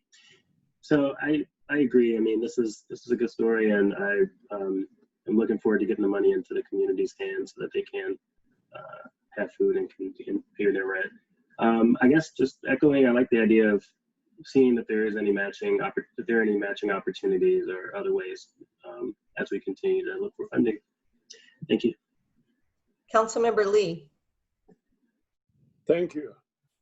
This is indeed great stories. One thing that I just want to remind us all, you know, this CARES Act money, ultimately we need to thank our residents, the people that we serve, the people in our community. It's all money from federal government, but ultimately it all came from us. Don't forget, we pay for them. They got the money, and if we haven't paid, we're gonna owe them to pay it back. So, but it's a great thing. We have the ability, the opportunity. I want to thank the community who are able to help in this great, you know, way to help the people who are in need. The only one thing I want to say is that we talk about, you know, food, rent, what's important, and we have been doing that through our human services needs, and this is additional. So this gives an opportunity to reach out even more. We want to. I mentioned it before, and I think the staff heard, and I appreciate the council and staff. They have all been trying to make this work more. I think we need to reach out more to organizations that are the non-traditional organizations, the non-traditional nonprofit agencies that can serve those who have not been represented normally. I think it's important. They open up a door, open up opportunity for them to also be involved, participate, to be helped, or to help us eventually. That's the whole goal of helping people, is ultimately they will be able to help everybody else who are in need. I think this is the ultimate goal. So I really appreciate the opportunity we have because we're able to have the money come to us, and whether, so, and we're doing all this good stuff. But I just want to make sure we keep in mind whatever program we do. So the organizations, I think I was told, and I mentioned about Salvation Army, Jubilee Reach, they've all been doing great things. The people who are in line for food, 150, 200 people every day, lining up for food. And so it's just amazing. So that's all I have to say. And I think this is another great story, great opportunity that we're trying to help. And the thing that scares me is I don't know how long this might keep going, So I think we need to be really careful, really thinking. Even though we're happy to spend money now, we're able to, but let's think about what happens if it continues. Okay, so that's why I'm very, very thankful that we're doing this, but let's make sure that we have the opportunity to continue. Thank you. Councilmember Stokes. Yes, so I again, as everybody else thanks the staff, and it's just amazing work. And I know this is just a point in time. Who knows what's going to happen in the future? But the fact of the matter is, we're getting this done and getting it done at a time that apparently the community needs it. So that's good. And I think the comments about us being doing this quickly are very important. And I think the one thing I want to leave on all this, I think it applies to what we're doing. It reminds me of an old kind of nursery rhyme that I always liked, and that's maybe it has something to do with the way I approach things now. Jack be nimble, Jack be quick. Jack jumped over the candlestick, and I think that's what we're doing. We're being bold, and we're moving forward and doing it in a very efficient and effective way. And I appreciate that very much. So I agree with my colleagues. I do think that speed needs to be one of the top criteria for dispersing these funds, because these are, as you know, month-to-month needs that become just critical at the end of each and beginning of each month as rent becomes due. So anything we can do to expedite the process, I would really love to see. But thank you so much for the good work you're doing. And I just hope next month we have some more money to disperse somehow, some way. So let's see, is there a motion to adopt ordinance 6523? I move to adopt ordinance 6523, authorizing execution of an interagency agreement with the Washington State Department of Commerce to accept $4.35 million in coronavirus aid, relief, and Economic Security Act funding for costs incurred due to COVID-19. Second. All those in favor say aye. Aye. Aye. Any opposed? Okay, that's great. Thank you.